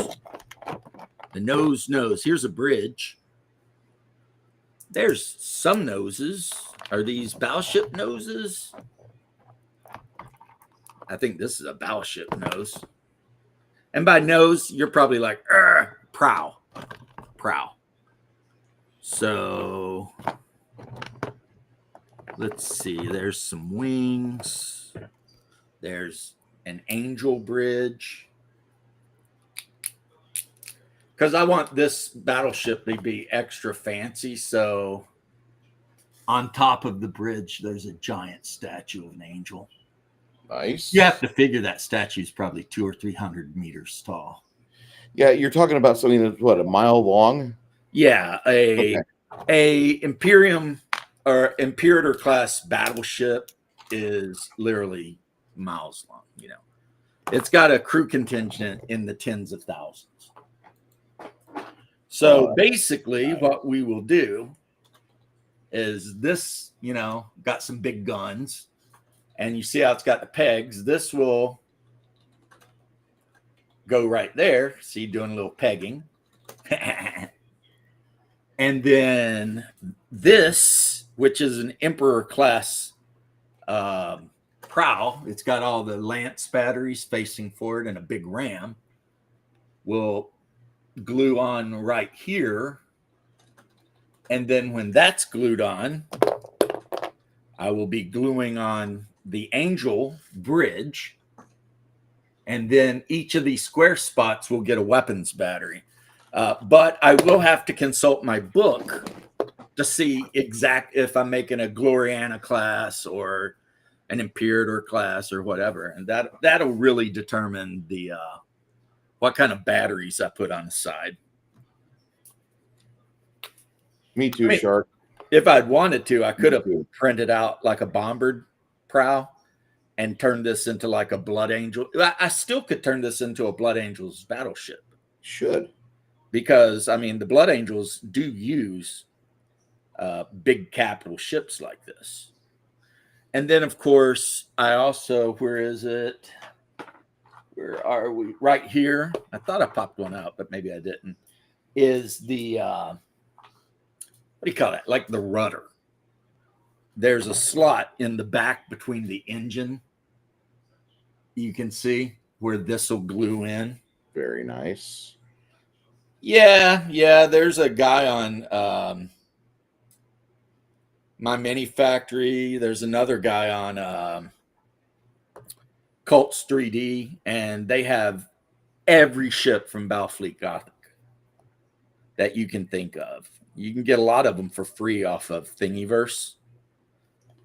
And so far, Games Workshop doesn't give a shit because I think it would be hard for them to sue anyone over like a spaceship, because it's kind of like how they couldn't sue anyone over orcs, so they blew up the whole setting and changed the name of the orcs. That's what they did. But anyway, or maybe they don't care because they don't make it. But I still have my Battlefleet Gothic rule set and everything. And I have some actual Battlefleet Gothic ships in pewter and plastic.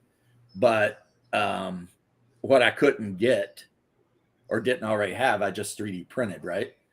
And then the other game I have in spades, the one I also really, really love is Man of War. And for Man of War, I've got the fleet I always play is Bretonians. But I have elves, and I have dwarves, and I have Imperial. And Hungar, when he visits, he always plays either the dwarves or the impies. Because I don't know why. I don't know where Mom went wrong in his upbringing. But we love you, Hoss. If you're listening, you bastard. we love you if you're listening. But Actually, he's not a bastard. He's a very well loved man, and he knows who his parents are. he does. They're mine.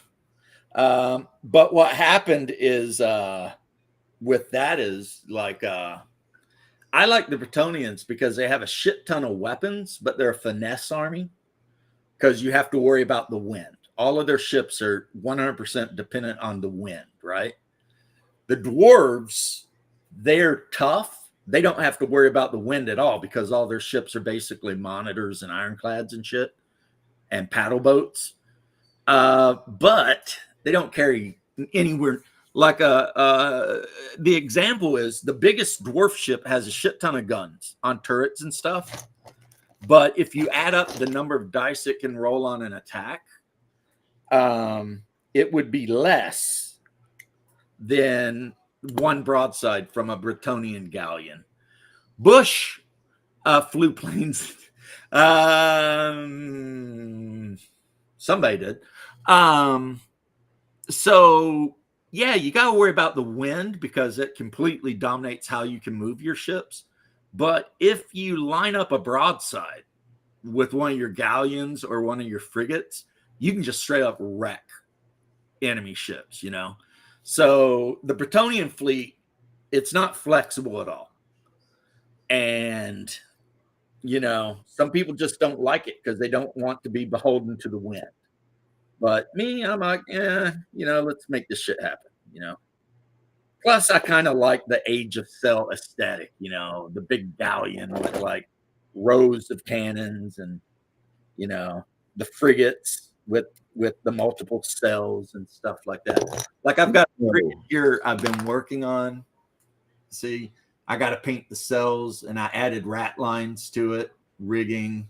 Very nice. It's got the Bretonian flags up there. And I need to paint the deck.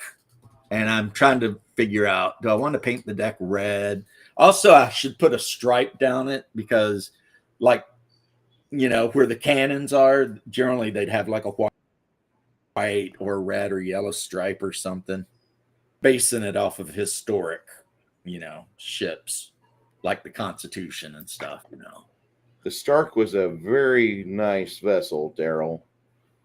Props to your pops for that. Oh, I remember what happened to that. That was crazy, yeah.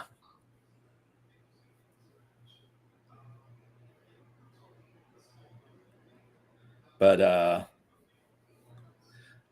anyway, Bush from Twitch. We are getting ready to sign off, but I remembered I'd had these things in my UV box for a long time and got distracted and decided to bust it out. So this is mostly it. I got to wait for the glue to dry. And then, like I said, I got to look at the TROs to see what kind of battleship I actually want to make, what class. Because there's one class of battleship that's just got like 4 fighter bays. So it's basically just an armored carrier. You know what I mean? And in the game, you can launch stands of fighters and bombers at enemy targets. You can build a battleship that has a shit ton of missile bays. They're not missiles, they're actually torpedoes. So, you know, and when you fire them in this game, because like 1 inch is like 1,000 kilometers. So when you launch torpedoes, you literally put the torpedo marker on the table and it goes out and tries to hit an enemy ship. The wall of torpedoes? Huh? The wall of torpedoes? Yeah, the big problem is some torpedoes, once they get a certain distance from the ship that fired them, they will just lock onto the nearest ship. You know, they're not super smart. So you got to watch out for that. You know military history or Navy military history or no? I know about damming the torpedoes and didn't Do you have remember up the ship. the fucking Mark 14 torpedoes were like the bane of early World War II submariners and ship captains alike. This was a torpedo that was supposed to be magnetic, and it was supposed to hone in, and it never. Excuse me. They had a 30% chance of detonating on the thing you shot it at. So they fought it and they fought it and they fought it, and there was a captain of a submarine called Eugene Lucky Flucky. He was on the USS Barb towards the end of his career. That was his second to last and last tour. And finally, by this time, the Department of War had listened to him, and they fixed the Ordnance Department, and they came out with a Mark 16 torpedo, which actually did really good. If you are ever bored, you want to go look at the Fat Electrician's video about the USS Barb. It's the only it's the only naval vessel that did a amphibious landing in Japan. He took 7 guys, and they went in the little raft, the long and they floated in. This is after he made a requisition on his final tour. He made a requisition because they were like, "Well, you're done. You're doing really good." And what he had done before was he was spawn camping right outside the port in Japan, and he was just taking out ships as they were trying to leave harbor. Spawn camping, I love it.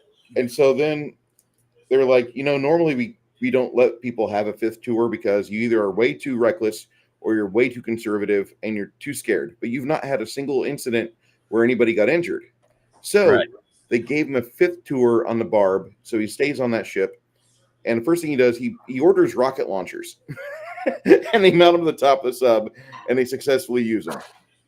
And then he gets a real crazy idea where he decides, we're going to go ashore, because nobody's tried this yet, and we're going to go ashore, and we're going to have the ships, the bomb that they cripple submarines with so you can't steal the stuff, get the intelligence out of them. They're going to use that, and our electrician, a broom-fearing man with no compare, they have the electrician wire up a pressure bomb under the railroad tracks going into the yards for the port. And so they can't leave anybody behind. So he has to figure out how to how to jury rig a pressure bomb to pretty much take the tracks out. But we're going to do it when there's a locomotive on there. And so Thomas the Tank Engine for Tokyo does the first airborne test for a fucking locomotive. And they say it got 200 feet in the air before it came back down.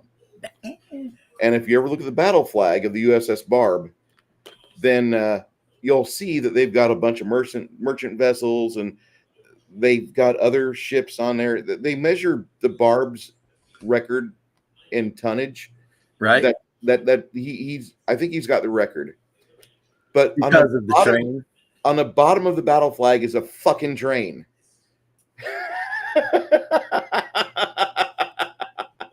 So anyway, Eugene Lucky Flucky, if you guys want to do some studies, that's your homework. Go listen about the USS Barb, and you're going to find out, like, we've got some very daring do sailors and captains in the silent service. They love this guy so much they did give him a Medal of Honor, and he did retire. And then later on, the Barb, without anybody's real notification, the fucking U.S. Navy decides to sell the Barb for scrap. And instead, the crew of the Barb, years later, is like, what? We should have fucking raised money for it, turned that into a museum. We did a lot with that thing. And everybody got pissed. It's crazy too, because in one of the museums I went to, the natural history or whatever. Yep. They have a submarine, like a World War II or World War I submarine. World War II sub from in Chicago. And they're so small. Yes. It's like, oh my God, these things, man. And right now, I've bragged about him. I know you've heard me brag about him. My nephew is out on in Ohio. So, the Ohio class are built for Americans, not 1940s Nipponese, and 1940s Nipponese is about the same size as modern day Tex-Mex people in San Antonio, which the average height for a male is 5'4". Average height for a female is about 4'11". Yep. My beloved nephew is a officer in the submarine thing. But he went through and graduated from Nuke Tech School, so that's what he does. He's like one of the officers in charge of the reactors. Well, I hope I'm not spilling secret information, but that's not secret information. But anyway, we love him and we're proud of him, and he's getting married very soon to an incredibly nice girl. And God, I hope it works out, because he is a 26 or 28-year-old officer in the Navy, and that means guaranteed he's going out on cruises, 3 months out of whack. So, because that's how they operate. They go out for like 3 months, they come back, they go out and back.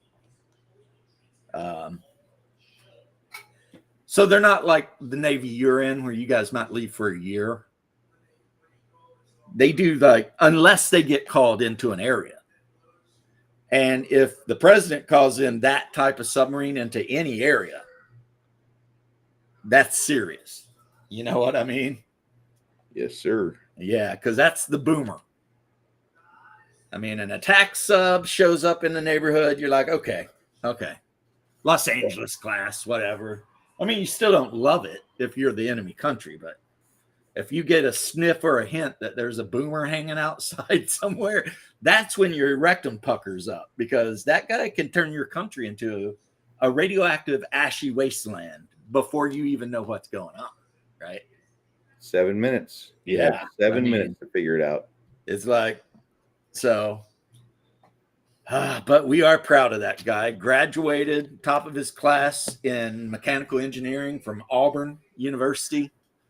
Then joined the Navy, went through OCS, graduated, then went through the Nuke Tech program, which has like a super high dropout rate, graduated, and got finally assigned, and then met a young lady whose dad was a professional Army. It is.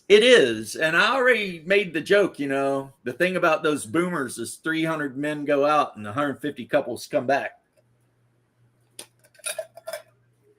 But, as a soldier, I got to make fun of the Navy being gay. I mean, that's tradition. I don't think you can make that joke all day. I mean, I never had a cold lunch in the Navy. I know. You got fountain drinks.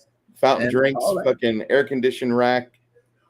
Yeah. Nobody gave a shit if I was the king of porn for 2 months after a couple of my shipmates left, because they couldn't. And all you had to do is not become shark food.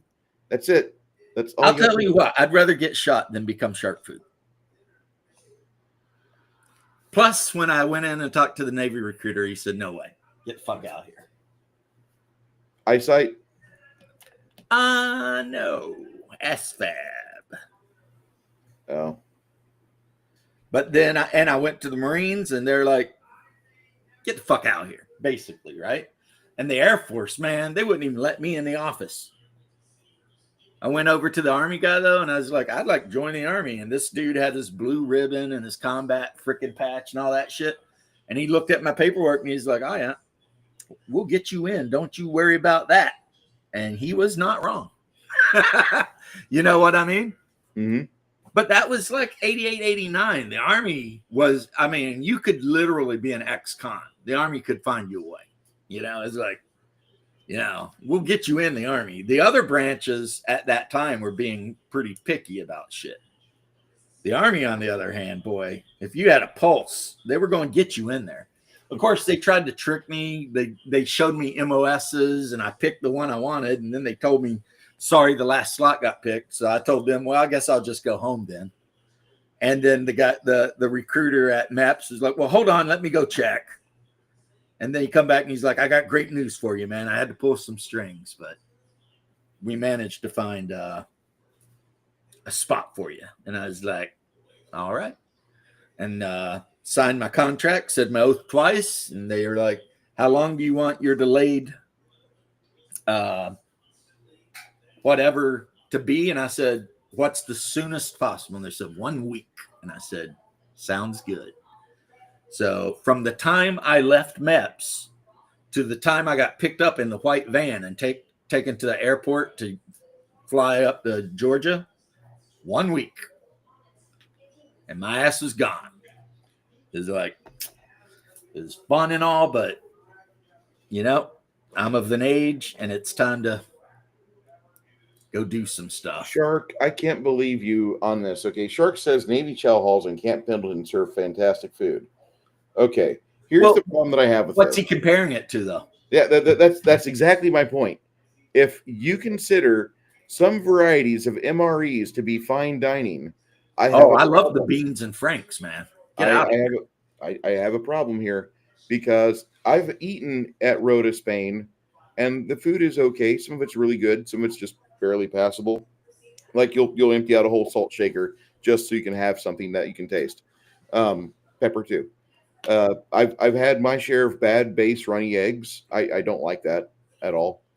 So, and then I served on a ship that had 84 people, and I learned that Navy brass always send the highest scoring cooks to the smaller commands. Like if we would have had the opportunity to send Bruce on one of those little Navy patrol boats, the little PT, basically a PT 109 bullshit boat, I would have had probably the worst case of diabetes when I was active duty, because the best ship captains are sent to the smaller commands.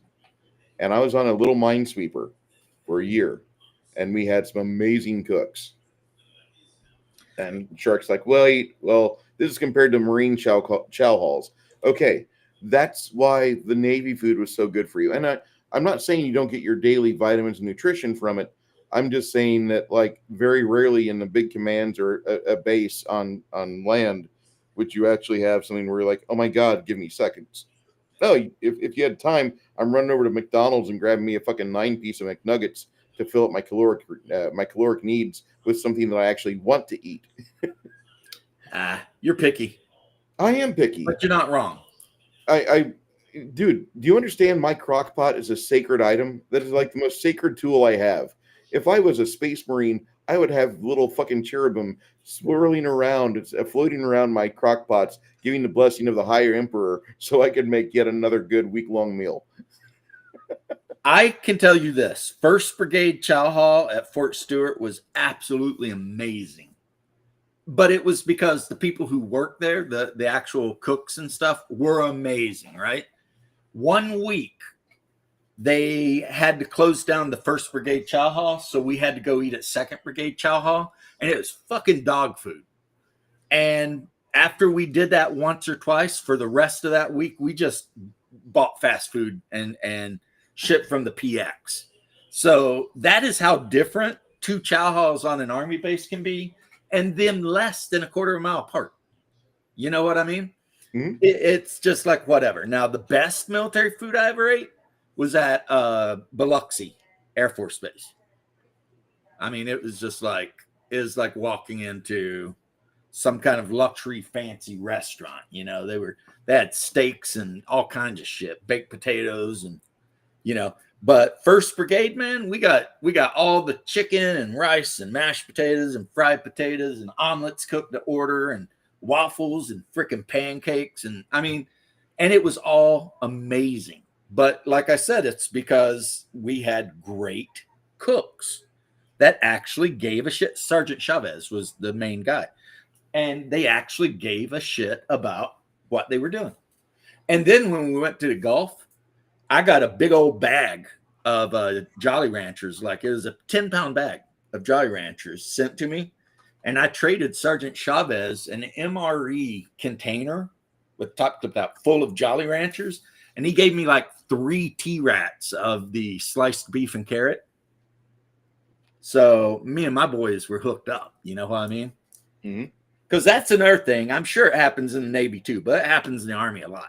We had a guy. You want to be 100%. You want to be good with the medics and the cooks. Yeah, if you're good with the you're cooks, going to have a hard time. you ever the quickest way to get erased on battlefield is to shoot at the cook. Yeah. That's if you shoot at Doc or shoot at the cook, you're cooked. You're done. Yeah. You don't let nobody mess with your boys. And if you're And- good with the cook, then like when you're out in the field, on the few times that you might get hot meals because they set up the mobile kitchen and shit, I mean, you might throw an extra spoonful of whatever T-rat you're going onto the plate. You know what I mean? Hook you up a little bit. So, I mean, some people want to talk shit about cooks in the military. Those guys up at 3 a.m. making us biscuits and shit, we loved them. Like, and our Chow Hall, 1st Brigade Chow Hall, it won, or 1st Battalion, no, it's Brigade. It won like the best Chow Hall on post, as you know, determined by the general staff every year I was there.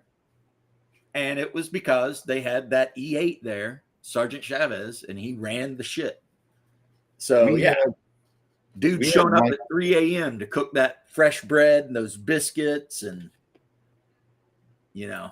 just amazing. I could go on for an hour about it. I mean, when I was in, we had a guy that he had made his way from an enlisted sailor to all the way to the heights of a fucking 4-star, I believe, Admiral Borda. And later on, he did commit suicide because he was found that, hey, you're wearing medals that you did not earn. And instead of him answering this query, he instead self-deleted.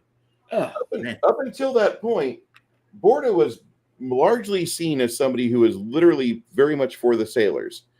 And I believe there was a gentleman's agreement through most of the officers and most supply to make sure those that were serving on an eastern seaboard to have Monday night steak and shrimp if you're on shore. If your boat is moored to a fucking pier, you had steak and shrimp.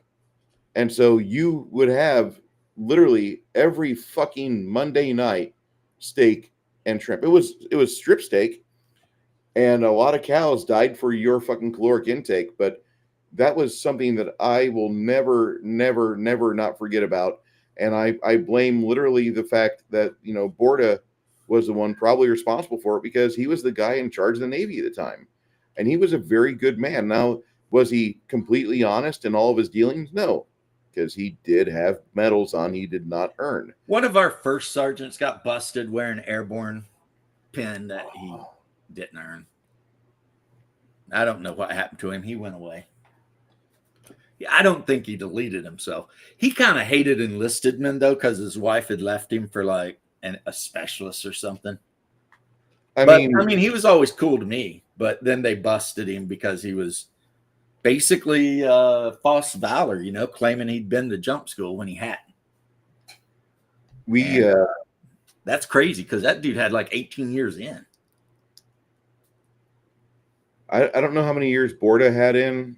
If the chat wants to get on that, you can. I'm not really going to super fact check you, but Borda, from everything I ever heard from some of the cooler officers I was exposed to, he ran pretty much the bullet point list on Mondays really well. Everybody seemed to just value his words, and he seemed like a man of the cloth or man of the people, just for the fact that he was once an enlisted fucking sailor.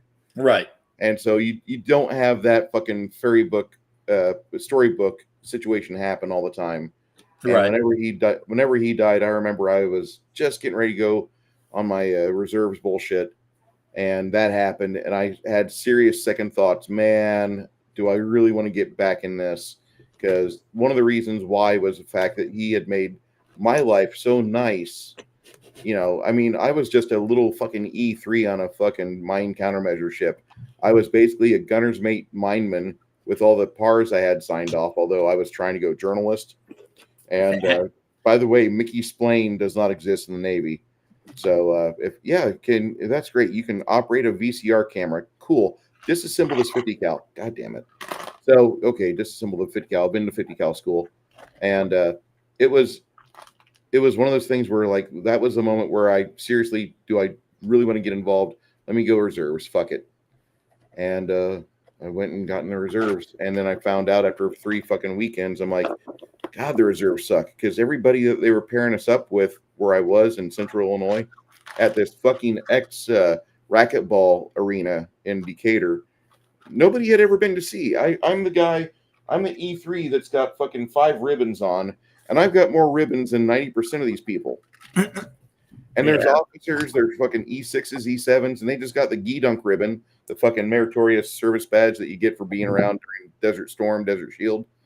And then here's this fucking seaman that, like, his record says he was in Europe, and he's got a battle E, he's got fucking marksmanship, and Bruce was a seaman. I was a splooge, a complete splooge. I loved it. And I got really bored of reserve because that was Garrison Navy. And here I am dealing with politics again. And my recruiter and I sat down and talked after the 3rd month. And I'm like, dude, it's the same shit that I was dealing with in fucking Navy. It's way too much political. We got too many guys that are just here and they're trying to prolong their service time as a reservist BS. And they're not trying to go to sea duty. And I started listing off officers that were literally trying to skate out of fucking doing their sea service. This one lady, she was a oceanographer. She was a sea scientist. Excuse me, can't speak right now. But right. she was somebody who was wanting to be on a Nova program or something on PBS, and the thought of her going out to sea on a ship with like a 50% male crew made her absolutely wretch. And I was like, if I have the chance to like force her into a fucking battle station situation where I have to force her to use a goddamn fire hose and watch her have a fucking mental breakdown in front of me, I'm going to be on report, but I'm going to enjoy the shit out of myself because I got to watch and see if she can fucking do this. I'm like, you're only an E3. How do you have all these quals? I was on a mine countermeasure ship. There was 84 of us. Everybody has to know how to fight a fire. And before that, I was an investigator on fucking USS McCandless. It was a Knox-class frigate. We had to train Turkish people how to use all the shit on the McCandless. And I hated my life with the Turkish people because they suck. Yeah, well, because nobody likes Turks. No, nobody does. So that's an old Saturday Night Live thing. I am an upwardly mobile European, and you are a Turk. So anyway, they sent me off to the fucking. We had a military operation in Shelbyville, Illinois, once a month, and the reserve situation. Yeah, Shelbyville was great. Right down the street from Springfield. Yes. Well, not really. You have to go down 2 streets. You have to go down fucking I-72. Then you're cutting down towards Effingham. Effingham is not even a real town. It sounds like something that like you have a bad day at the deli. Anyway. So we get to Effingham, and I go up to Shelbyville's Wolf Creek, and there is a Army Corps of Engineer guy that is about 70 years older than Noah. And he sits around every month waiting for this one weekend where he has the fucking billet of work for us reservists to do. And we're basically fucking CBs. And I'm enjoying the shit out of myself, driving a skid steer, learning a loader, how to do backhoe work. And they said, you're really good in a skid steer, and nobody else wants to ride around in that. So you're going to do that the entire time. So as a FNG, I got to do that. But again, when it was time to wear uniforms and ribbons, like nobody else except for, I think, Haas. I think the guy we called Haas, he was an actual construction worker in real life. He could drive everything, dismantle every piece of equipment we had. There was not a Caterpillar piece of equipment that he had never touched. And so we went around month after month after month at Wolf Creek, demoing pavilions. And the following month, we would lay the concrete. And the following month, we'd build a new pavilion, or we'd build a new facility for the campers. And that Army Corps of Engineer guy had the greatest life ever because he didn't have to do shit for 28 days. So that's a little slice of my life. I know I prolonged your time online. I hope you're well. Yeah, I hear my wife going. Well, I mean, it's a good hour spent. I'll catch you guys next time. Thanks for joining me, Bruce. God bless you, sir. God bless.